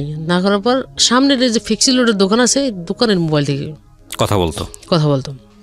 তখন আমার ছেলেদের পরীক্ষা হবে ডিসেম্বরে, আমি এটা নিয়ে একটু টেনশনে আছি, আবার নিজে নিয়ে টেনশন, নিজের অসুস্থতা নিয়ে টেনশন করতে তখন আমি কি করলাম, সব দিক দিয়ে এদিকে গুছাই ফেলছে, প্ল্যান করে ফেলছে কখন কোথায় কি করে ফেলছে।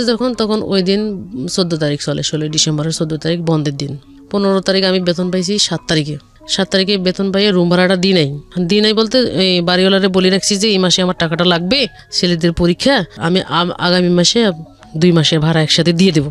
তো বলছে ঠিক আছে সমস্যা নেই, কিন্তু ভাড়ার জন্য কখনো আমাকে করতো না। তখন আমি টাকাটা রাখছি আর বাজারের টাকাটা রাখছি। টাকার পর এর মাঝখান দিয়ে ওর ভিতরে যে আমাদের ভিতরে আবার একটা সমিতি ছিল অফিসের ভিতরে, তো সমিতির কিছু টাকা আমার কাছে থাকতো, 50,000, 60,000, 70,000 টাকা এরকম। ওই সমিতির টাকাটাও আমার কাছে আছে। ওর একটা সমিতি আছে, ওই সমিতির টাকা ওর কাছে আছে। ওই সমিতির ওর কাছে 20,000 টাকা, আমার কাছে 50,000, আমার বেতনের টাকা প্রায় 1,20,000 টাকার মতো টাকা আছে। আর আগে থেকে ওর কাছে আমি শেয়ার করতাম, আমি বেতন পেলে বেতন আনি ওরা দিয়ে দিতাম যে তুই এটার জন্য রাখ, এটা কর, এটা হিসাবটা সবকিছু ওরা আমি বুঝিয়ে দিতাম। তো ওরা দিয়েই করাইতাম। আমরা সংসারের ভিতরে কোনো ভেজাল না থাকার কারণে ওই সুযোগ সুবিধা নিয়ে ও কি করছে, আস্তে আস্তে টাকাগুলো সরে একটা ব্যালেন্স করার পর এই টাকাগুলো এর কাছে পাঠাই দিছে। এবং যেদিন সে চলে আসবে সেদিন আমাকে বলতেছে যে আমার কলেজের একটা ফাঁকি দিয়ে তো কলেজে ভর্তি করেছি, কলেজের পরীক্ষা আসছে, আমি একটা নোট কিনতে যাবো। তা আমি বলতেছি যে আমিও যাবো। বলছে তোমার যাইতে হবে না, আমি যাবো আর আসবো কথা কইয়া ও যে বের হয়েছে, যে আমার টাকাগুলো সবগুলো নিয়ে বের হয়েছে। বের হওয়ার পর রাত্রে 7টা, 8টা, 9টা বাজে, কি এখনো নাই, মোবাইল বন্ধ, এটাও বন্ধ, এর কাছে তো নাই, কোনো যোগাযোগ পাই না পাওয়ার কারণে পরে আমি কি করলাম, 9টা বাজে ঘর থেকে বের হয়ে গেলাম। দুইজনের খাওয়ায় ঘুমাই দিছি। ঘুমিয়ে দেওয়া যাওয়ার বের হয়ে যাওয়ার পর আমি একটা আমার মামা শ্বশুরের বাসা আছে, ওরা মনে হয় আমাকে উপর থেকে নিয়েছে, দেখার পর ওরা সরে গেছে। সরে যাওয়ার পর যখন আমি ওর মামার বাসায় ঢুকছি, ওদেরকে পাই নাই। মামিরে জিজ্ঞেস করলাম, মামি এই ঘটনা, ওকে আমি পাচ্ছি না, এর আগে কিন্তু এই ঘটনাগুলো ঘটছে। তখন বলতেছে না ওরা আসে নাই, এ কথা আমাকে বললো। আসে নাই বলতে যখন, তখন আমি কি করছি, নিচে নামছি। নামার পর ফুটপাতের এক জায়গার মধ্যে একটা থুম্বা আছে, এই থুম্বার ভিতরে আমি বসে রয়েছি, ঘাপটি মারি বসে রয়েছি। যে আসলে আমি তো ওই 5 তলায় উঠলাম, দেখলাম না, এই পাশে ওই পাশে ফ্ল্যাটে জিজ্ঞেস করলাম, কেউ কিছু বলতেও পারে না। তখন আমি এখানে থাকবো, দেখি আসলে এখানে আসে কি না। আমি এখানে 2 ঘন্টা বসে রয়েছি। 2 ঘন্টা পর কোত্থেকে রিক্সা থেকে আমি ওখানে নামছি। নামার পর যখন আমি ওদেরকে দেখছি, ওদের পিছনে পিছনে উঠছি। ওঠার পর ওইখানে কয়েকটা লোকের জড়ো করছি। করার পর আমি বলছি যে দেখেন এই ঘটনা, এটা কিন্তু এই সমস্যা হয়েছে, ওর মামা কিন্তু এই কাজগুলো করছে। লাস্ট পর্যন্ত এখানে ঘরের ভিতর ঢুকি ওর মামার সাথে কথা বলার পর লোকজন কথা বলতে বলতে এদিক দিয়ে ওরা 2জন কি করছে, নিচে নামছে। নিচে নামার পর আমি যে ওদেরকে ধরবো, মানে ধরতে পারতেছি না, সামনে গিয়ে একটা রিক্সার মধ্যে উঠে গেছে। উঠে যাওয়ার পর এখন এক রিক্সা ফলো করতে যায়, রিক্সাটা হারাই ফেলছি। এখন আবার ওই রিক্সার মধ্যে ঘুরতে ঘুরতে ঘুরতে ঘুরতে পড়ে যায়, পাইছি যখন, তখন 2জনের ধরছি আমি, পুলিশ টুলিশ ডাকবো এরকম সিচুয়েশন একটা তৈরি করছি। করার পর ও কি করছে, আমার মানে এই মুখ বরাবর একটা লাথি মারছে, পায়ের মধ্যে জুতা ছিল। ওহো, লাথি যখন মারছে তখন আমি এক রিক্সা থেকে পড়ে গেছি। পড়ে যাওয়ার পর আরেক রিক্সা আমার গায়ের উপর দিয়ে চলে গেছে যখন, তখন তারপরও আমি ওই ব্যথা অনুভব না করে আবার নিজে উঠে দাঁড়াইছি। নামার পর ও আমার এইভাবে ধরছে, মানে পিছন দিয়ে ধরছে। ধরার পর এরকম একটা টুল ছিল রাস্তার মধ্যে পড়া, এই টুল দিয়ে ইচ্ছে মতো পিড়াই আমার পুরো চেহারাটা একবারে ডিসকালার করে দিছে। তো রাস্তার মধ্যে আর লোকজন ছিল না? রাস্তার ভিতর 9:30, 10:30, 11টা বাজে, লোকজন তখন কম। রাত্রেবেলা কম যখন, তখন ওই অবস্থায় আমার আর হুশ নাই। ওই অবস্থায় আমাকে ফেলাই দিছে না, কি করছে আমি আর কিছু বলতে পারি না। ওইখানে ফেলাই রাখি চলে গেছে। ওখান থেকে ফুটপাতের এক দোকানদার আমার তুলে মেডিকেল ভর্তি করছে। ওই অবস্থায় আমাকে ফেলাই দিয়ে চলে গেছে, 2জনে চলে গেছে। চলে যাওয়ার পর আমাকে যখন মেডিকেল ভর্তি করছে, তখন আমার মোবাইলটা আমার কাছে ছিল। আর এদিকে ছেলেরা তো টেনশন করতেছে, আমাকে পাচ্ছে না। পরে ফোনে দিছে, ফোনে ওই ফুটপাতের দোকানদার যে ছিল উনি কল রিসিভ করছে, বলছে যে কে হয় তোমার? আমার আম্মু হয়। আমার আম্মু কোথায়? তোমার আম্মু খুব অসুস্থ, অবস্থা খারাপ, আমরা মা শিশু হাসপাতালে ভর্তি করেছি। যখন ওখানে আমি 2 দিন থাকার পর আমার জ্ঞান ফিরছে। জ্ঞান ফেরার পর আমি আমার নিজের চেহারাতে দেখি এগুলো সব আমার ফাটা, মুখটুক সব। আর এই ঠোঁটগুলো ফুলে ফুলে এরকম হয়েছে, ওই যে লাথি মারছে জুতা সহ এগুলো ফাটি গেছে। এই অবস্থায় তখন আমি খুব অসুস্থ। এখন আমি কি ওখান থেকে আসি অফিস করতে পারবো? এরপর অফিসে বাসায়, ওখান থেকে বের হয়ে বাসায় আসছি। ওই টাকা পয়সা ইয়ারা মিট করে দিছে, বাইরের লোকজন যারা আমাকে ভর্তি করাইছে ওরা মিট করে দিয়ে আমাকে বাড়ি করছে। বাড়ি করার পর আমরা বাসা কোথায় কি বা কারা সবকিছু নিয়ে আমাকে বাসায় দিছে। তারপর বাসায় আসি। এখন আমি যে খাবো, রান্না করবো, টাকা পয়সা চালের কোনো কিছু নাই। যখন তখন আমি অফিসে ফোন করে যোগাযোগ করে বলছি যে আমি আসলে শারীরিকভাবে খুব অসুস্থ, আমার প্যারালাইসিস হয়েছে, আমি তো ডিউটি করতে পারবো না, এখন আমার 3-4 মাস ছুটি লাগবে। কারণ ওই অবস্থায় আমি অফিসে যেতে পারতেছি না, আমার মুখটুক কাটা, এখন ওরা অন্য মাইন্ড করবে। কারণ ফোনে যোগাযোগ করতেছি। এখন আমার ইনচার্জ আমাকে বলতেছে যে তুমি অফিসে না আসলে তোমার লিভ আমরা কিভাবে দিব, তোমাকে তো দেখতে হবে, ডাক্তার দেখবে তারপর না তোমাকে লিভ দিবে, কারণ তুমি এভাবে থাকলে তো তোমার চাকরি থাকবে না বলছে যখন, তখন আমি কি করলাম, কোনো রকম মুখটুক ঢাকি। এখন দিদির সাথে শেয়ার না করলে আমি এটা পারতেছি না, এটা তো গোপন রাখতে পারতেছি না। আসি দিদির সাথে কথাটা শেয়ার করলাম, দিদি ঘটছে। উনি কি করছে, আমাকে মেডিকেল নিয়ে 3 মাসের ছুটির ব্যবস্থা করে দিছে আমার ফিটনেস অনুযায়ী। যে 3 মাসে আমি চাকরি করলাম না, 3 মাসে যে আমার মেডিকেল লিভের বেতন, তো আমি কয় টাকা পাবো? বেতন পাইতাম 14,500 টাকা। এখান থেকে আমি ওভারটাইম করলে না 14,500 টাকা পাবো। আর ধরা বেতন যেটা 12,000 পাবো। এই 12,000 টাকা থেকে আমাকে হাফ বেতন দিবে 6,000 টাকা। এই 6,000 টাকা কি আমার এই 3 মাস সংসার চলবে? 2টা বাচ্চা নিয়ে। তারপরে আমি কি করলাম, মোবাইল ফোনের মাধ্যমে ওর সাথে যোগাযোগ করতে চাচ্ছি যে যা হওয়ার যা করার করছো, আমি সবকিছু মানিয়ে নিলাম। এখন তো আমার ছেলে দুটো মানুষ করতে হবে, পড়ালেখা করতে হবে, খাওয়া থাকা সবকিছু মিলে টাকা পয়সা দাও। টাকা পয়সা দিবে না, কোনো কিছু দিবে না। না দেওয়ার পর আমি 3-4 মাস ওর সাথে যোগাযোগ অবস্থায় থাকলাম, কোনো টাকা পয়সা কোনোভাবে নিতে পারলাম না। এমনও দিন গেছে আমরা 3-4 দিন না খায় রয়েছি। ওই সময়টা 3 মাস অনেক কষ্ট গেছে। সামনের এক দোকানদারও বুঝতে পারছে, বুঝার পর উনি আমার 3 মাসের বাজার খরচ আমার ঘরের ভিতর দিয়ে গেছে। এর ফাঁকে দিয়ে আমি সুস্থ হয়ে কোনো রকম আস্তে আস্তে 3 মাস পর আমি চাকরিটা স্টার্ট করি। আমার 3 মাসে 15,000 টাকার রুম ভাড়া বাকি হয়ে গেছে। এখন আমি কি ছেলে পড়ালেখা করাবো, না খাবো, না চলবো, কোন দিকে যাবো? লাস্ট পর্যন্ত ছেলেরে বললাম তোর আব্বুর সাথে যোগাযোগ কর। মোবাইল করছে, কয় কে তুমি? কাউরে চিনি না। কয় আমি তোমার ছেলে বলছি, কয় আমার কোনো ছেলে নাই। টোটালি এসে অস্বীকার করছে। আমি এখন কি করব? ওইখানকার 13-14,000 টাকা দিয়েও আমার সংসার চলবে না। পরে আমি আবার চাকরি চেঞ্জ করার সিদ্ধান্ত নেওয়ার পর ওই 3 মাস আমার খুব কষ্ট গেছে, যেটা আমি কাউকে বলতে পারবো না। আমার অসুস্থ চিকিৎসার টাকা নেই, আমার খাওয়ার টাকা নেই, আমার ঘর ভাড়ার টাকা নেই, কোনো কিছু নেই আমার কাছে। এরপর ওই এলাকার মানুষ যতটুকু পারছে আমাকে সহযোগিতা করছে, পাশের রুমের ভাবি যতটুকু পারছে আমাকে সহযোগিতা করছে। আপনি পুলিশের কাছে যাননি কেন ওই সময়টাতে? এখন আমি নিজে খাইতে পারি না, পুলিশের কাছে গেলে আমার থেকে টাকা চাইবো, আমি টাকা কোথেকে দিব? মামলা করতে গেলে আমার কাছে টাকা চাইবো, আমি টাকা কোথেকে দেবো? আমার তো নিজের খাওয়ার কিছু নাই। অফিসে আসি আমার ম্যানেজারকে বলছি আমি তো এখানে 5 বছর হয়েছি চাকরি করছি, আমার টাকা পয়সার সমস্যা আছে, আমি রিজেন দিয়ে আমার যে ফান্ডের টাকাগুলো আছে ওগুলো আমার দিয়ে দেন, দরকার হলে আপনি আমাকে রিজয়েন করেন। উনি বলতেছে এরকম সিস্টেম নেই, আমরা এটা করতে পারবো না। সিস্টেম আছে কিন্তু ওনারা করতেছে না, মানে আমাকে ছাড়তে চাচ্ছে না, আমার কাজের জন্য আমাকে ছাড়তে চাচ্ছে না, কিন্তু আমাকে টাকাটা দিবে না। পরে ওই আমার ইনচার্জ বললো যে আমরা তোমাকে সবাই মিলে একটা সহযোগিতা করি, আপাতত তুমি এটা দিয়ে চলো। ওরা সবাই কী করছে, সবাই ভিতরে টাকা কালেকশন করছে, টাকা কালেকশন করে ওরা আমাকে 10,000 টাকা দিয়েছে। 10,000 টাকা দেওয়ার পর এদিকে জমিদার বাড়িওয়ালা বুঝতে পারতেছে যে আমার তো আর কিছু নাই, আমি অথবা রুম ভাড়া না দিয়ে যদি পালাই যাই তখন আমার কই পাইব, বাসা ভাড়ার জন্য প্রেশার দেওয়া শুরু করে দিয়েছে। এদিক সেদিক অনেকজন অনেক কিছু বলতেছে। তখন আমি বলছি যে আমার একটু সময় দেন, আমি আপনার টাকাটা ব্যবস্থা করে দিব। পরে ওখান থেকে 10,000 টাকা দিচ্ছি, 10,000 টাকা আমি রুম ভাড়ার টাকাটা দিয়ে দিছি, আরও 5,000 টাকা পাও না, আবার রানিং ভাড়ার টাকা তখন আমি এদিকে হাল ছাড়ি দিনেই চেষ্টা করতেছি যে আমি একটা সমাধান করে কিনা বা একটা করে কিনা।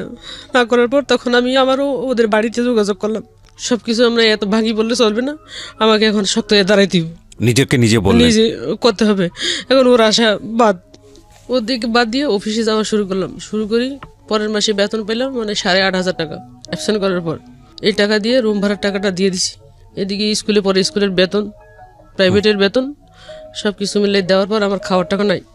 বললাম যে আপনি আমাকে দোকানে 2 মাস বাকি খরচ চালান, আমি অন্য একটা চাকরির ব্যবস্থা করতেছি, যদি বাড়তি বেতন পাই টাকাটা আপনার একবারে দিয়ে দিব, সমস্যা তারা আমার একসাথে থাকবে না। এখন সমাপনী পরীক্ষা দিয়েছি, পরীক্ষা দেওয়ার পর রেজাল্ট বের হয়েছে, A+ পাইছে। এখন পরবর্তীতে আমি ছেলেটি 6 ভর্তি করাবো, আমার তো টাকা লাগবে, 6 দিব কোথায়? আমি এখন ওই সময়ের মধ্যে ছেলের মাথায় একটা টেনশন ঢুকে গেছে। তখনও আমি বললাম যে আব্বু আমি আসি তোমাদের পাশে, আমি তো তোমাদেরকে সারি কোথাও কোনো কিছু করবো না। এখন ওরা মনে করে বাবা তো বিয়ে করছে, মাও যদি অন্যদিকে কারোর সাথে চলে যায় আমাদের অবস্থান কোথায় যাবে, কি হবে? তখন ওকে সুঝে বললাম যে তুমি পড়ালেখা করো, আমি তোমার সাপোর্ট দিব, আমি তোমাকে টাকা দিতে পারবো কিন্তু সময় দিতে পারবো না, এখন তোমরা তোমাদের মতো করে তৈরি হও। বলার পর এই ছেলে কী করলো, আমাদের গার্মেন্টসের ভিতরে চাকরি করি, ওখান থেকে আমার একটা কমিশন আছে। যখন ওখানে সবার বেতন আসে, ভর্তির বেতন 10,000 টাকা, আমার থেকে নিবি 7,000 টাকা, 3,000 টাকা আমি ওখান থেকে ছাড় পাবো। আর মাসিক বেতন আছে 850 টাকা, ওখান থেকে আমি 375 টাকা বেতন দেবো মাসিক, ওখান থেকে ছাড় পাবো। তো এটার জন্য করতে হবে আমার ওখানকার অফিসের একটা প্রত্যয়নপত্র আছে, ওইটা এই সাইড থেকে সিল করে লিখিত দিয়ে ওই অফিসের কাগজটা ওই স্কুলে জমা দিতে হয়, তাহলে ওই টাকাগুলো থেকে আমি ছাড় পাই। তা আমার একটা সুবিধা যেহেতু আছে, সেহেতু একটা ব্যবস্থা হবেই। যখন তখন ছেলেরা বললাম ছেলের ওখানে রিটার্ন পরীক্ষা দিতে হবে, রিটার্ন পরীক্ষা টিকলে নিবে না টিকলে নিবে না। তো রিটার্ন পরীক্ষাতে কোনো রকম কষ্ট করে ওকে শো করাইলাম, শো করানোর পর রিটার্ন পরীক্ষা টিকলো না টিকার কারণে আমি কইছি যে স্কুল ভালো, পড়ালেখা ভালো, কারণ আমি কইছি যে নাম করা একটা স্কুল থেকে যেন আমার ছেলেপেলে পড়ালেখা করে বাইরে হইতে পারে, এরকম সাহস একটা নিয়েছি, পদক্ষেপ নিয়েছি। এখন এর পরিবর্তে যদি আমার খারাপ কাজও করতে হয় আমি করব, এরকম একটা সাহস নিছি। নেওয়ার পর আমি কি করলাম, ওখানে এই জিএমের সাথে যোগাযোগ করার পর বলতেছে যে আসলে সময়টা মানে 2 দিন আগে যদি আসতেন তাহলে আমি এটা করে দিতে পারতাম, আপনি আপাতত 1 বছরটা লস করেন, পরের বছরে আপনি দেন। আমি কোনো লস করতে পারবো না, বয়স তো কমবে না, বাড়বে। তখন আমি কি করলাম, পাশের একটা বেগমজান স্কুল আছে, ওই স্কুলের মধ্যে আমি 6-এ ভর্তি করাইলাম। ভর্তি করানোর পর ওই বছরটা ওখানে চললো, মানে খুব টানাটানি কষ্টের ভিতরে আমার বছরটা চলছে, খুব কষ্টের ভিতরে চলছে। খাই না খাই আমি ওই সময় যে ওদের একটা বাড়তি সময় খাবার দেওয়ার সময় শারীরিক ফিটনেস ঠিক রাখার জন্য একটা খাবার দাবারের ব্যবস্থা ওই রকম কিছু নাই, ওই ফিটনেসটা আমি এখনও আর আনতে পারতেছি না, যদিও হাজারে খাওয়াই। দিন ওরাও শুকিয়ে যায়, আমিও শুকিয়ে যাই, এই অবস্থা। লাস্ট পর্যন্ত এই টাকায় সংসার চলে না। তখন আমি আমার ম্যানেজারের কাছে বললাম, স্যার আমার তো সমস্যা, আমি চাকরিটা করতে পারবো না, দরকার হয় আপনি আমাকে প্রমোশন দেন, না হলে আমার এই ফান্ডের টাকাটা দেন। তখন ওই একটা লাইন চেঞ্জ করে একটা লাইনে গেছি, ওখানে একটা মেয়ে ছিল, ও কী করছে, ওই টাকার বেতন পোষায় না বিধে, ওর এরকম সমস্যা একটা ছিল, হাজব্যান্ড দ্বিতীয় বিয়ে করছে। ও কী করছে, এই ফ্যাক্টরি চেঞ্জ করে আরেকটা জায়গায় গেছে। ওইখানে গিয়ে ওর কথা মনে পড়ে আমি ওর কাছে একটা কল করছি। কল দেওয়ার পর আমি বলছি যে আমার এরকম চাকরি লাগবে, তুমি তো জানো সমস্যা, আমি এইটাকে গুলাইতে পারি না। কয় আচ্ছা তুমি সন্ধ্যার দিকে আমার সাথে দেখা করো, দেখা করলে আমি ডিটেলস তোমাকে বলবো। তো ওই জায়গায় স্যারের সাথে আমার জন্য কথা বলছে। তো উনি পরের দিন সকালবেলা আমাকে দেখা করতে বলছে। পরে এই যে ঘাটতিটা পূরণ করতে করতে আমার এদিকে 50,000 টাকা আমি ঋণের মধ্যে এখনো আসি। এখন এই ঋণটা কিভাবে পরিশোধ করব? পরে ওখান থেকে ওর সাথে যোগাযোগ করে সন্ধ্যার দিকে ওর সাথে দেখা করলাম। দেখা করার পর কথা বলার পর বলছে যে তুমি কালকে সকালবেলা অমুক ফ্যাক্টরির গেটের সামনে আসো। আমাকে লোকেশন দিয়ে দিল। লোকেশন দেওয়ার পর ইন্টারভিউর সময় যেগুলো লাগে, যেভাবে যেতে হয় ওভাবে গেলাম, সব কিছু ফেলে রাখি। যাওয়ার পরে আমাকে ভিতরে নিল। ভিতরে নেওয়ার পর যে সমস্ত ইন্টারভিউ নেওয়ার কথা সব প্রশ্ন ওগুলো সব ইংরেজিতে থাকে, আমার লেভেল অনুযায়ী যেটা দরকার। উনি আমাকে প্রশ্নগুলো করলো, প্রশ্ন আমি উত্তর দিলাম। দেওয়ার পর আমাকে মৌখিকভাবে কিছু জিজ্ঞেস করার পর বলছে তোমার বেতন দিবা 16,000 টাকা প্লাস তুমি এখান থেকে ওভার টাইম পাবা। যেখানে আমি এখানে সবকিছু মিলাই পাইছি 14-15,000 টাকা, তাহলে ওখানে যদি আমাকে 16,000 টাকা দেয় আবার ওভার টাইম দিবে, তাহলে আমার 1 ঘন্টার দাম পড়তেছে 120 টাকা। তাহলে এখানে আমি 4 ঘন্টা ওভার টাইম পেলে আমি 20-এর পার হয়ে যাব। তাহলে আমার এই টাকাটাই সংসারটা ভালো চলবে। চিন্তা ভাবনা করে আমি স্যার আমার যদি 2,000 টাকা বাড়ায় দিতে পারেন আমার জন্য খুব ভালো হয়। তো রিকোয়েস্ট করলাম। বলছে যে না, আমি আর এর থেকে বাইরে যেতে পারবো না, তোমার এটা ধরাই দিছি, তোমার ভালো লাগলে কালকে আসবা, আর যদি না ভালো লাগে তাহলে আসবা না। এই কথা কয়ে উনি আমাকে পাঠিয়ে দিল। পাঠিয়ে দেওয়ার পর বাসায় এসে চিন্তা করতেছি যে নতুন জায়গায় একটা সেটেল হওয়া কিন্তু অনেক টাফ। এখন এখানে আমাকে যতজন চিনে ওখানে কিন্তু ততজন আমাকে চিনে না। নতুন করে ওদের সাথে ওদের ভিতরে ঢুকতে গেলে আমার অনেক কষ্ট হবে। পরে আমি কি করলাম, চিন্তা করে যত কষ্ট হোক আমার টাকাটার দরকার। এখানে আসি কি করলাম, আমি এই অফিসে ডিউটি শুরু করলাম। পরের দিন থেকে আমাকে নিয়োগ দিয়ে সবকিছু করলো। এখন অলরেডি আমি ওখানে চাকরি সারি নাই, তখন ডিউটি শুরু করলাম। আমি ভাবতেছি যে এখানে যদি আমি না টিকতে পারি তাহলে আমি আবার আগের জায়গায় চলে যাব। তখন কি করলাম, মনে মনে চিন্তা করতেছি যেভাবে হোক আমাকে টিকতে হবে। যখন আমি কাজ শুরু করি আমাকে শুধু টর্চারিং করে। ওখানকার ডিরেক্টর আছে, আমাকে উল্টোপাল্টা প্রশ্ন করে, যেটা আমি জানি না সেটা প্রশ্ন করে, কিন্তু আমি উপস্থিত বুদ্ধিটা আমার বেশি, এটা আমি বুঝি যেটা আমি কোন দিক দিয়ে কভার করতে পারবো। ওই উপস্থিত বুদ্ধি দিয়ে আমি ওটাকে ম্যানেজ করে ফেলতাম। তখন ওদের ওই সমস্ত ফ্যাক্টরির ভিতরে নিজস্ব বাইরের কোনো অর্ডার নাই। আমি যে সেক্টরটা আছি সমস্ত মূলত আমি জ্যাকেটের জন্য অনেক ফিট এবং জ্যাকেটের জন্য ভালো কাজ করি। তো জ্যাকেট তৈরি করি, তো জ্যাকেট এটা অন্য একটা কোম্পানির থেকে সাবকন্ট্রাক্ট হিসেবে কাজ করে। তো তখন ওই কাজ করতে করতে আমি ওদের সাথে মিশা শুরু করে দিলাম। এখন আমি বলতেছি যে একজন আছে, একজন তো পাইছি আমার সাথে ছিল আগের ফ্যাক্টরিতে, আরও 2-3 জন আনলে মনে হয় আমি টিকতে পারবো।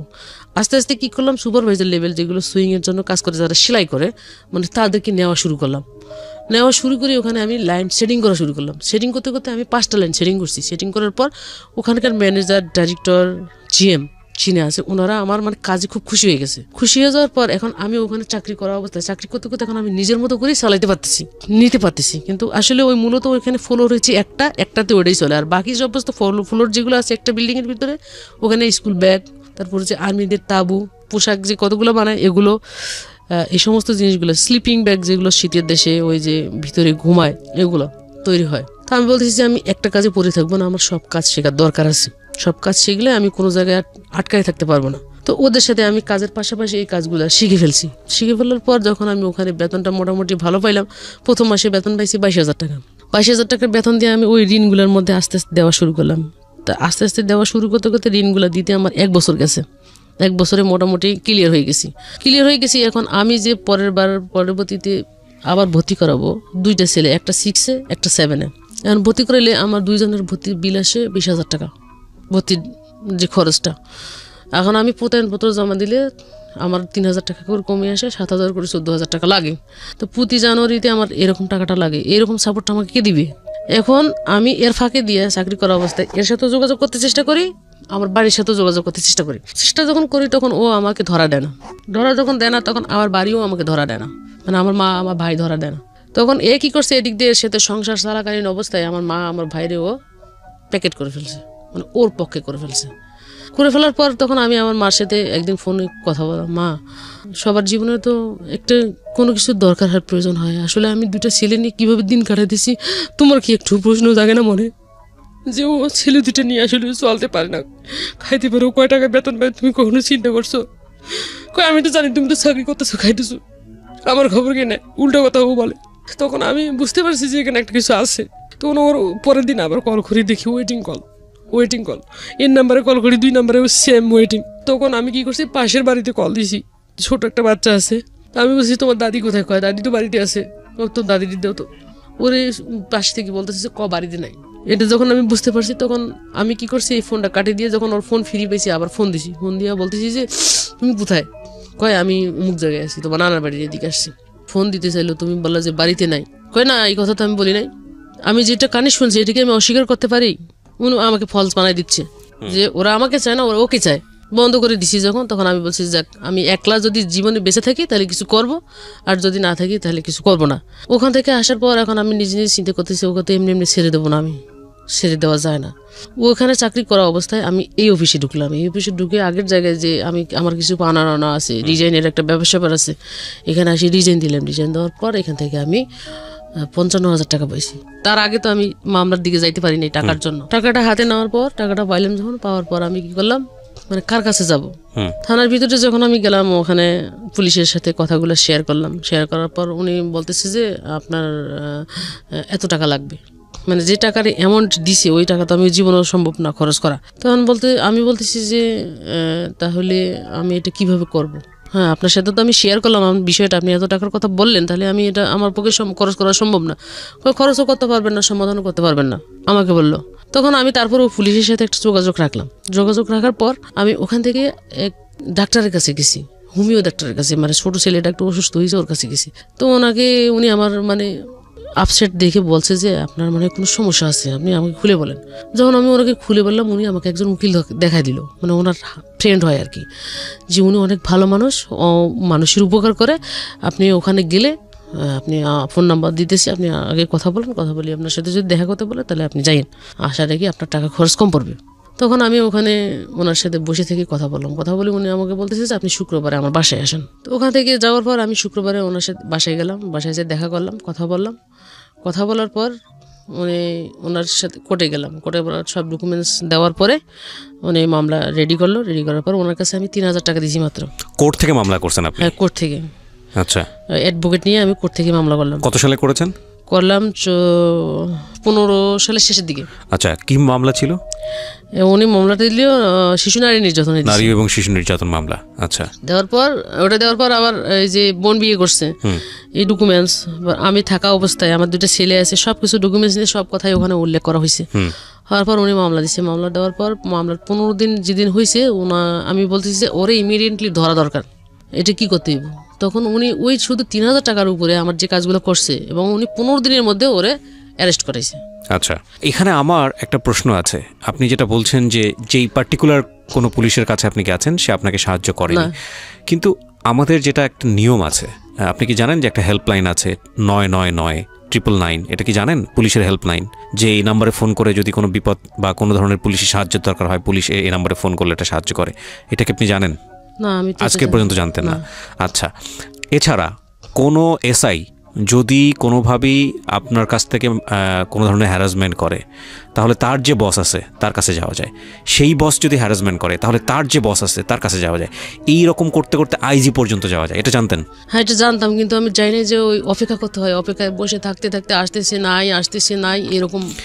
এখানে আমি শুধু একটা লাইনভাবে যোগ করতে চাই যে সিস্টেমের মধ্যে কোনো না কোনো প্রবলেম থাকাটা মানে হচ্ছে পুরো সিস্টেমটাই করাপ্ট, এটা না। হ্যাঁ, সেবাটা আমাদের পাওয়া অধিকার, সেবাটা পাওয়া আমাদের অধিকার, সেবাটা পাই না। কিন্তু এই যে ইনফরমেশনটা, এটা যদি আপনার জানা থাকতো তাহলে হয়তো এই হ্যারাসমেন্ট আপনি পড়তেন না। আপনি যদি 999-এ ফোন করে ওই পুলিশের এগেনিস্টে যদি আপনি অভিযোগ করতেন, হ্যাঁ, বা পুলিশের এগেনিস্টে কীভাবে অভিযোগ করা যায় সেই জায়গাগুলো যদি আপনার জানা থাকতো, আপনি যদি তাকে বলতেন যে আমি একজন মানবাধিকার কর্মী হিসেবে কাজ করেছি, আমি এটা করেছি ওটা করেছি। নারী এবং শিশু নির্যাতন মামলা কিন্তু শুধু থানায় গিয়ে যে করতে হবে তা কিন্তু না, কোর্টেও করা যায়, আপনি কোর্টেই করেছেন। এছাড়াও মানবাধিকার সংস্থাতে গিয়ে আপনি যদি কমপ্লেনটা লিপিবদ্ধ করতেন, তারাই আপনার হয়ে স্টেপ নিত। সুতরাং বিষয়টা এত সহজেই পুলিশ আপনাকে এভাবে এই জিনিসগুলো অফার করতে পারতো না। তো এগুলো যে না জানাটা, এটাও কিন্তু আমাদের নিজেদের একটা সমস্যা। হ্যাঁ, মানে আপনার প্রেক্ষাপট আসলো বলেই আমি কথাগুলো বললাম, কারণ এই ভিডিওটা, এই অডিওটা লাখ লাখ মানুষে শুনবে, তারা হয়তো বা এই কথাগুলো শোনার পরে উপকৃত হবে, সে কারণেই বলা। তারপরে কি হলো? অ্যারেস্ট করলো। অ্যারেস্ট হওয়ার পর ওকে ঢাকা অ্যারেস্ট করছে, তারিখ পড়ছে, মামলার তারিখের পরে ওই দিন আমার ওর সাথে দেখা হইলো, কোর্টে দেখা হইলো। কোর্টে দেখা হওয়ার পর ও মামলা বলছে যে আমি তো ওকে ডিভোর্স করি নাই, আমি ওকেও রাখবো, ভরণ পোষণ দিব, দুইজনেই আমার স্ত্রী। সোজা আঙ্গুলে ঘি ওঠে না, দিনে উঠলো। হ্যাঁ, এটা শুধু ওখানে মুখে শো বলে, কিন্তু বাস্তবে কিছু করে না। তো ওখানে বলার পর কি হলো? ওখানে যখন বলার পর যখন দিব বলছে, এবং 2 পক্ষ নিয়ে বসার পর দিব গইয়া ওখান থেকে আমি এরপরে আবার চাকরি চালাবো, এত দূর আসা যাওয়া তো সম্ভব না। আমি চাইছি যে একটা সমঝোতা, দেখতেছি যে এই সমঝোতা যখন কোর্টের ভিতরে মুভ হয় তখন ওখানে স্বীকার করে, যখন ওখান থেকে চলে আসে তখন আর কোনো খোঁজ খবর নাই। চলে আসে মানে কি ওকে জামিন পেলো? হ্যাঁ, পরে ওরা জামিন পেয়েছে। আচ্ছা, জামিন পাওয়ার পর পরে যখন দুজনকে ধরছিল, হ্যাঁ দুজনকে ধরছিল, ধরার পর জামিন পেয়েছে। জামিন পাওয়ার পরে এর ফ্যামিলি আবার ওকে চাপ দিছে যে তুমি এই বিষয়টা নিয়ে কি করবা। বলে যে এটা বিষয় নিয়ে তোমরা কোনো কথা বলবো না, এটা আমার ইন্টারনাল ব্যাপার, ব্যক্তিগত ব্যাপার। ওর চাকরির ক্ষেত্রে কোনো সমস্যা হলো না? চাকরির ক্ষেত্রে চাকরি থেকে ওকে সাসপেন্ড করা হয়েছে। আচ্ছা, এই ঘটনার পরে চাকরি থেকে সাসপেন্ড করা হয়েছে। সাসপেন্ড করার পরে আমি যখন মামলাটা চালাইতে পারতেছি না, এখন আমি ছেলের পড়ালেখা চালাবো না সংসার চালাবো নাকি আমি চলবো, এদিক দিয়ে আমার টাকা শেষ করার পরে আমি করলাম, পরের বছর আবার ভর্তি 6 থেকে 7 থেকে 8 প্রতি বছরে আবার ভর্তি পরীক্ষা শুরু হইলো। টাকা এদিক দিয়ে খরচ করলাম, পরে সুদে টাকা নিয়ে ছেলে ভর্তি করাইলাম। পরে আমি যখন মামলাটার পরে চালাইতে পারতেছি না, এদিকে আমার একটা ব্যাকআপ হওয়ার কারণে পরে ও নিজে থেকে কোর্টের মাধ্যমে কি করে রিলিফ হয়ে গেছে। হয়ে যাওয়ার পরে আবার পুনরায় কোন কাগজপত্র শো করে আবার চাকরি করতেছে। চাকরি করার পরে যখন আমি নিজে চিন্তা করলাম যে আসলে দূরে এলে তো সব আমার টাকা শেষ হয়ে যাবে বা আমি নিজেও শেষ হয়ে যাবো, পরে ছেলে দুইটা বাঁচাইতে পারবো না করার কারণে পরে সিদ্ধান্ত নিয়েছি নাম্বার সব সিম চেঞ্জ করে বাসা টাসা চেঞ্জ করে এক জায়গায় যেয়ে ভিড়ছি, মানে এক জায়গায় বাসা নিয়ে রয়েছি, ছেলে দুইটা পড়ালেখা করাচ্ছি, আমি নিজে চলতেছি। এই চলাচল অবস্থায় আমার 16 সালের মধ্যে 16 সালের শেষের দিকে আমি যে অফিসে চাকরি করি ওই অফিস থেকে আমাকে আরেকটা ফ্লোরের ভিতরে ট্রান্সফার করে দিয়েছে। ট্রান্সফার করা অবস্থায় ওখানে ফ্যাক্টরিটা ছিল সব কোরিয়ান লোকজন ওখানে মালিকরা ছিল। তো চাকরি করা অবস্থায় এক কোরিয়ান লোকের চোখের মধ্যে আমি পড়ে যাই। ও কোরিয়ান যেভাবে হোক ও আমাকে ভোগ করবে, মানে ওর ভিতরে পরিকল্পনা একটা। তখন আমার বাঙালি যে ম্যানেজমেন্ট আছে, বাঙালি ম্যানেজার ওনাকে প্রস্তাব করার পর ও বাঙালি ম্যানেজার বলছে যে ওকে এই সমস্ত কথা বলা তো দূরের কথা, আমি যদি ওকে কিছু বলি ও জুতা খুলে আমারই পিঠাইব, ওকে আমি এই কথা বলতে পারবো না। যদি তুমি বলতে না পারো তুমিও চাকরি করতে পারবে না। ওনার উপর একটা প্রেশার যখন আসছে তখন উনি আমাকে রুমের ভিতর ডাকে নিয়ে কথাটা আমাকে বলছে। আমি বলছি যে দেখেন আমার জীবনে যাই হোক, যা কিছু হোক না কেন, যতই ঝড় যাক না কেন, আমি আমার ক্যারেক্টার খারাপ করব না। যদি আমার চাকরি না থাকবে, যদি আল্লাহ আমাকে চালায় আমি সেভাবেই চলবো। যদি আমার কপালে আরো দুঃখ কষ্ট লিখেই থাকে আমি ওটাকে বহন করব, তবু আমি আমার ক্যারেক্টার খারাপ করব না। বলার পর উনি আমাকে কোনোভাবেই পাচ্ছে না। তখন একটা মাল যেভাবে আমরা শিপমেন্ট করি ফেল গেছে আর কি। তো ওই বায়ারকে উপস্থিত বোঝানোর জন্য আমাকে যেটা করণীয় ফ্যাক্টরির পক্ষ থেকে করা হয় আর কি, এই কাজটা আমি করতেছি। করার বায়ারকে হ্যাপি করার জন্য রাগ উঠে গেছে যখন, তখন আমি যদি এখানে চাকরি করতে না পারি এখানে কারোর চাকরি করতে দিব না। কিন্তু উনি আমার পিছনে 5 জন না লাগায়, 2 জন কোরিয়ান 3 জন বাঙালি লাগাই দিছে। এমনভাবে টর্চারিং করতেছে আমি ওখানে চাকরি করতে পারতেছি না, চাকরি করতেও পারবো না। তখন আমার বেতন ওখানে 27,000 টাকা উঠছে। এখন আমি কি করবো, আমি চাকরি বাঁচাইতে পারতেছি না, এদিকে আমি এই কাজও করতে পারতেছি না। তখন আমার মাথা গরম হয়ে গেছে। পরে আমি কার্টুনের চিপের ভিতরে 2 জনের শার্টের কলার ধাম করে ধরে 2 জনের ঘুষির উপর ঘুষি মারছি। ঘুষি মারার পর ওরা যখন 3 জন আমাকে ধরতে আসছে, এই পিছন দিয়ে পা দিয়ে আমি লাথি মারছি। লাথি মারার পর এখান থেকে আমাকে ওই সাইড থেকে এক মহিলা আনার পর আমাকে ওখান থেকে সরে নেওয়ার পর আমি বলছি যে আমি এখানে চাকরি যদি করতে না পারি ওরা 5 জনও চাকরি করতে পারবে না এখানে, আর ওরা 5 জন যদি চাকরি করে তাহলে আমি এখানে চাকরি করবো, নইলে আমি কারো চাকরি করতে দিব না। চাকরি ওই দিন ওই 5 জনেরও শেষ, আমারটাও শেষ। চাকরি ছাড়িয়ে দিলাম। ছাড়িয়ে দেওয়ার পর আমি ওখান থেকে ডিজাইন দিয়ে টাকা পাইছি 38,000 টাকা পাইছি। 38,000 টাকা। এখন আমি আরেকটা চাকরি ধরতে গেলে যে আমার ব্যালেন্স লাগবে, আমি তো ওই মাসে আর চাকরি পাবো না, বা আজকে যোগাযোগ করলে আজকে চাকরি পাবো না, এরকম। তখন আমি কি করলাম, ওখান থেকে বের হয়ে আসি, বিভিন্ন জায়গায় বিভিন্ন নেটওয়ার্কে আমি কল করা শুরু করে দিলাম, ফোন করা শুরু করে দিলাম। তখন আমাকে লোকেশন দিচ্ছে, অমুক ফ্যাক্টরিতে আসে, এখানে লোক নেবে, ওখানে লোক নেবে, এরকম কথা বলতেছে। কথা বলার পর আমি যাচ্ছি ফ্যাক্টরিতে, যাচ্ছি, ইন্টারভিউতে শো করতেছি, ইন্টারভিউ দিচ্ছি। ইন্টারভিউ দেওয়ার পর আমাকে জয়েনিং ডেট দিচ্ছে, 2 তারিখে তুমি জয়েন করবা। কিন্তু 1 তারিখে আমার কাছে জিএমরা যারা আছে, ভালো পজিশনের লোকেরা যারা আছে, এরা আমাকে কল করতেছে, তুমি আমার বাসায় একটু আসতে পারবা? আমার সাথে ফ্যাক্টরির সাথে সম্পর্ক হচ্ছে, আমি কাজের জন্য গেছি, ইন্টারভিউ ফেস করছি, আমি ওখানে চাকরি করব। আপনি আমাকে ইন্টারভিউ নিছেন, পরীক্ষা দিতে হয়েছে, আপনি আমাকে মার্ক করছেন, যেখানে আমি সিলেক্টেড হয়েছি সেখানে আপনি কেন আমাকে রাত্রে বেলা আপনার বাসায় ডাকতেছেন? আপনার চাকরি আমার লাগবে না, আমি আপনার চাকরি করবো না। জয়েনিং ডেট দিয়েছে আমার 2 তারিখে সেখানে জয়েন করার কথা, আমি জয়েন করি নাই।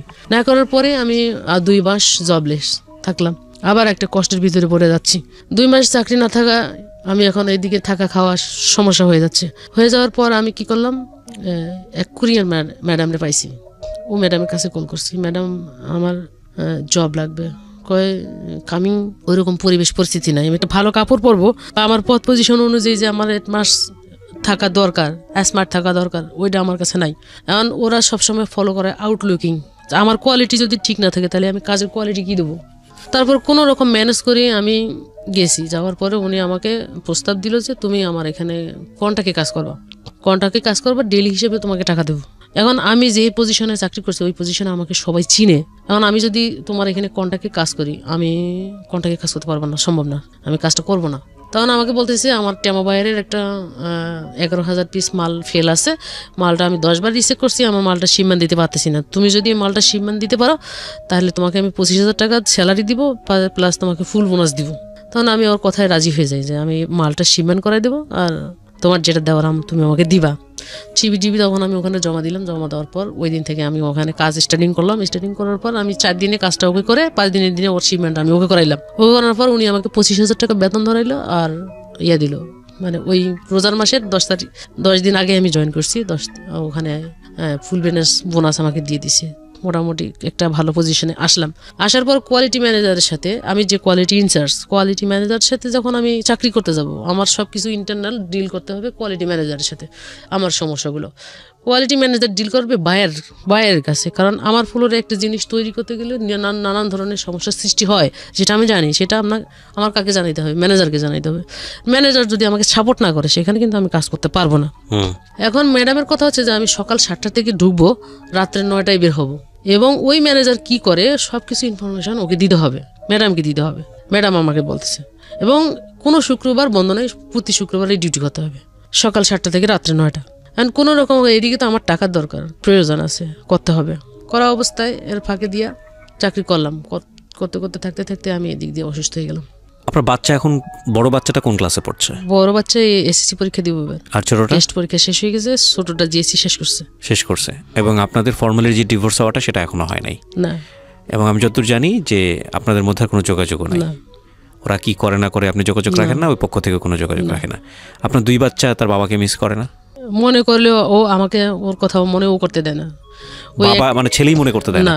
ওই যে বলছে যে তোমাকে আমি চিনি না, এটাকে কেন্দ্র করে ও যোগাযোগ করতে দেয় না। শুধু আমাকেই সান্ত্বনা দিচ্ছে যে হাজারো হলেও আমি তো এসএসসি পাস করব, তোমাকে তো আমি ভালো কিছু দিব, ভালো রেজাল্ট দিব। তো এটার উপরে আমার ভালো কিছু রেজাল্টের উপর কিন্তু একটা আমার ভালো কলেজ অপেক্ষা করতেছে। যেহেতু ভালো কলেজে আমি যাব, তো আপাতত এখন 3 থেকে 4টা টিউশনই ধরে ফেলছে, মানে যাতে করে পড়াশোনা আপনার পাশাপাশি কিছু ইনকাম করে একটা কলেজের ব্যবস্থা করতে পারে। যে আমি 3-4টে টিউশনি ধরে ফেলছি, আমার টিউশনির বেতন প্রায় 3 থেকে 4,000 টাকা হবে, আমি আমারটা চালাই নিতে পারবো। তুমি শুধু কষ্ট করে ছোটটাকে একটু ধাক্কায় তুলে ফেলাও। কারণ আমি যে কষ্ট করে চাকরিটা করতে যাব, আমার শারীরিকভাবে আমি অন্য একটা সমস্যায় আছি। আচ্ছা, এখানে আরেকটা কথা বলি, সেটা হলো যে আপনি ডিভোর্স দেন না কেন আপনার হাজবেন্ডকে এত কিছুর পরেও? ডিভোর্স করি নাই যে আমার ছেলেপেলেরা বড় হচ্ছে, যদি কখনো কোনো সময় পিতৃ পরিচয়ের জন্য কেউ কিছু বলে, এটা তো বলতে পারবো যে আমার হাজব্যান্ড আছে, বা আমি ব্যতিক্রম চিন্তা ভাবনা কখনো করি নাই। যদি আমি কখনো করতে যাইতাম ব্যতিক্রম চিন্তা ভাবনা যে আমি আর একটা বিয়ে করব, তাহলে আপনি করতেনই, তাহলে এটা করতাম। যে বিয়ে করার চিন্তা ভাবনা কেন করি নাই, যে যাকে এত ভালোবেসে এক কাপড়ে যার কাছ থেকে পালাই চলে আসি, মানে নিজের ওর উপর ভরসা করে চ্যালেঞ্জ করে সংসার জীবনে ঝুঁকি নিছি, সে আমাকে ছেড়ে চলে গেছে। আমি আরেকজনের কাছে যাব, সে যে আমাকে ছেড়ে চলে যাবে না তার গ্যারান্টি আমি দিতে পারবো? আপনার লাইফের এখন পরিকল্পনা কি, এম কি, ভবিষ্যৎ পরিকল্পনা কি? ভবিষ্যৎ পরিকল্পনা হয়তো মানে একবার যদি এগোতে চাই যে আমি বিয়ে শাদী করবো, কিন্তু 2বার আমি পিছিয়ে আসি। এই জায়গাটা নয় বাদই দিলাম, এছাড়া থাকে না মানুষ, বেঁচে থাকি কেন আমরা? আপনার যদি বলি যে সুখের জায়গা কোনটা, মানে আস্থার জায়গাটা কোনটা, যে এই ভবিষ্যৎটা চিন্তা করে আপনি এখনো শক্তি পান, সেই জায়গাটা কোনটা? ভবিষ্যৎটা চিন্তা করি যে আমার শুধু ছেলে 2টোর উপর ভবিষ্যৎ চিন্তা করি, আর কিছু না, আর কোনো কিছু চিন্তা করার মতো কিছু নেই। নিজের পরিবারের, আমি এ পর্যন্ত যতজনের, আমার মা বাবা ভাই বোন স্বামী বন্ধু বান্ধব সব থেকে শুরু করে আমি কখনো কারো কোনো ক্ষতি করি নাই, বরং নিজের টাকা পয়সা শ্রম সব কিছু দিয়ে উপকার করছি। কিন্তু যখন আমি বিপদে পড়ছি, তাদের কাছে কল করছি, সবাই আমার থেকে সরে চলে গেছে। এটাই আমার থেকে জীবনে বড় দুঃখ এবং বড় কষ্ট। তো মনে হয় না যে সবচেয়ে কাছের মানুষ মা, সে থাকলো না, আপনি যদি বলেন ভাই, সেও নাই, তো রক্তের সম্পর্কের মানুষগুলোই তো আপনার কাছে থাকেনি। অত সেই ফ্যামিলিকে আপনি টেনে তোলার জন্য আপনি কি করেন নাই? সবই করছেন, সব করছি। তাহলে আপনার সন্তানরাও যদি বড় হয়ে আপনাকে কষ্টটা দেয়, তখন কি করবেন? এই যে কষ্ট ছাড়া তো এর থেকে আর বেশি কিছু নাই। এখন আমি কার উপর ডিপেন্ডেন্ট করে আর একটা জীবনের সাথে জড়াবো যে সে আমাকে ভালোবাসবে বা ভালোবাসা দিবে? আমি সত্যি বলতে আমি প্রকৃত ভালোবাসা আমি কারো থেকে পাই নাই। আমার ভিতর কাঁদে যে আমি একটা ভালো মানুষ পাবো, বা কাউকে ভালোবাসবো, কেউ আমাকে আমার মতো করে ভালোবাসবে, এটার জন্য আমি খুব মিস করি। এখানে আজকের এই গল্পটা না মানে দুই দিক থেকে খুব গুরুত্বপূর্ণ। একটা হচ্ছে যে একটা মেয়ে, আমাদের সমাজের একটা নারী কতটা ফাইট করে দেখেন, কন্যা থাকা অবস্থায়, জায়া থাকা অবস্থায় এবং জননী থাকা অবস্থায়। এই ভদ্রমহিলা রাইট নাও 36 ইয়ার্স, যদি ভুল না বলে থাকি, 36 বছরই তো বলেছিলেন প্রথম দিকে। 36 বছর বয়সে তার জীবনে পাওয়া বলতে কিছুই নাই এই দুইটা সন্তান ছাড়া। এবং এই দুটো সন্তানের, আমি যে বললাম না দুটো অ্যাঙ্গেলের গল্প আজকে, সেটা হচ্ছে যে আপনি নারীদেরকে কেন বেশি করে সম্মান করবেন সেটা জানা দরকার। এই মহিলাটা কিচ্ছু চায় না, কষ্ট করে শুধু রুটি রুজি দিয়ে তার দুটো সন্তানকে মানুষ করবে, সেখানেও কত প্রতিবন্ধকতা, এবং এই জন্য এদেরকে বেশি বেশি সম্মান করা উচিত। আর আরেকটা জায়গা, যে জায়গাটা হচ্ছে হলো এনার দুই সন্তান। এই দুই সন্তানকে আজকের এই গল্পটা, আমি জানি না আপনার সন্তানকে আপনি কখনো এগুলো বিস্তারিত বলেছেন, কখনো কাছে বসিয়ে বলা হয়েছে, সেই সুযোগটা পেয়েছেন?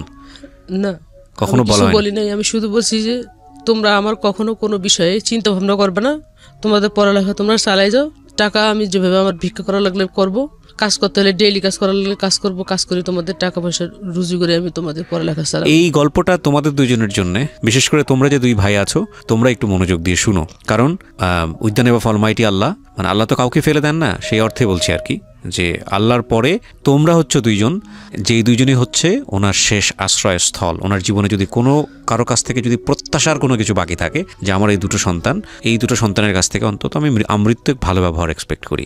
সো এই গল্পটা আমার মনে হয় সাধারণ মানুষের যতটুকু শোনা প্রয়োজন, তার চেয়ে বেশি শোনা তোমাদের দুইজনের বেশি প্রয়োজন, যাতে করে তোমরা তোমার মার প্রতি মানে যথেষ্ট সম্মানের ব্যবহারটুকু করতে পারো। আমি অন্তর থেকে ধন্যবাদ জানাই, স্যালুট জানাই যে আপনি চট্টগ্রাম থেকে কষ্ট করে আজকে এখানে এসেছেন ঢাকার স্টুডিওতে। আপনি লাখ লাখ মানুষকে নিজের গল্পটা বললেন, এবং অনেক মানুষই আপনার এই গল্প দেখে কাঁদবে, অনেক মানুষই আপনার এই গল্প দেখে শিখবে, শুনবে। তারপরেও যদি একটু বলতে চাই, আপনাকে জিজ্ঞেস করি, আপনি কেন বললেন আপনার এই গল্পটা? আমি বললাম যে আমি এই যে দুইটা ছেলেকে নিয়ে জীবনটা যাপন করতে গিয়ে যে সমস্যাগুলো আমি ফেস করছি, এখনও আমি ইন্টারনাল সমস্যা ফেস করি। যেমন আমি এই মাসের 4 তারিখে জয়েন করছি, আমি আরও অন্য অন্য সেক্টরের মধ্যে চাকরিতে জয়েন করার জন্য গেছি, চাকরি হয়েছে, আমি খারাপ প্রস্তাবের কারণে চাকরি করতে পারি না। নিজের চরিত্র ঠিক রেখে কাজ করা ভয়ানকতম কঠিন, আপনি এটাই বলতে চেয়েছেন? হ্যাঁ, আমাকে সাপোর্ট দেওয়ার মতো কেউ নাই, যে আমি চলতে যাই যে আমাকে কেউ সাপোর্ট করবে, এরকম সাপোর্ট করার মতো কেউ নাই। তো আমার মতো যেন কেউ ভুক্তভোগী না হয়, নিজের ডিসিশন যেন কখনো নিজে না নেয়, বিশেষ করে বিবাহের ক্ষেত্রে। যদি নিজের ডিসিশনে বিবাহ কেউ করে, তাহলে এরকম সাপোর্ট থেকে বঞ্চিত হতে হয়। আর জীবন কিন্তু আবেগ দিয়ে চলে না, বাস্তবতা দিয়ে চলে। বাস্তবতার দিক থেকে সবকিছু চিন্তা ভাবনা করে বাস্তবতার সাথে যেন মানুষ চলাফেরা করে, এই জন্য আমি এই কথাগুলো বলছি, আমার মতো ভুক্তভোগী যেন কেউ না হয়। থ্যাংক ইউ সো মাচ, ভালো থাকুন সবাই। সবসময় বলি, একটা গল্প 1000 জন মানুষের শিক্ষা হোক। প্রিয় শ্রোতা এবং দর্শক,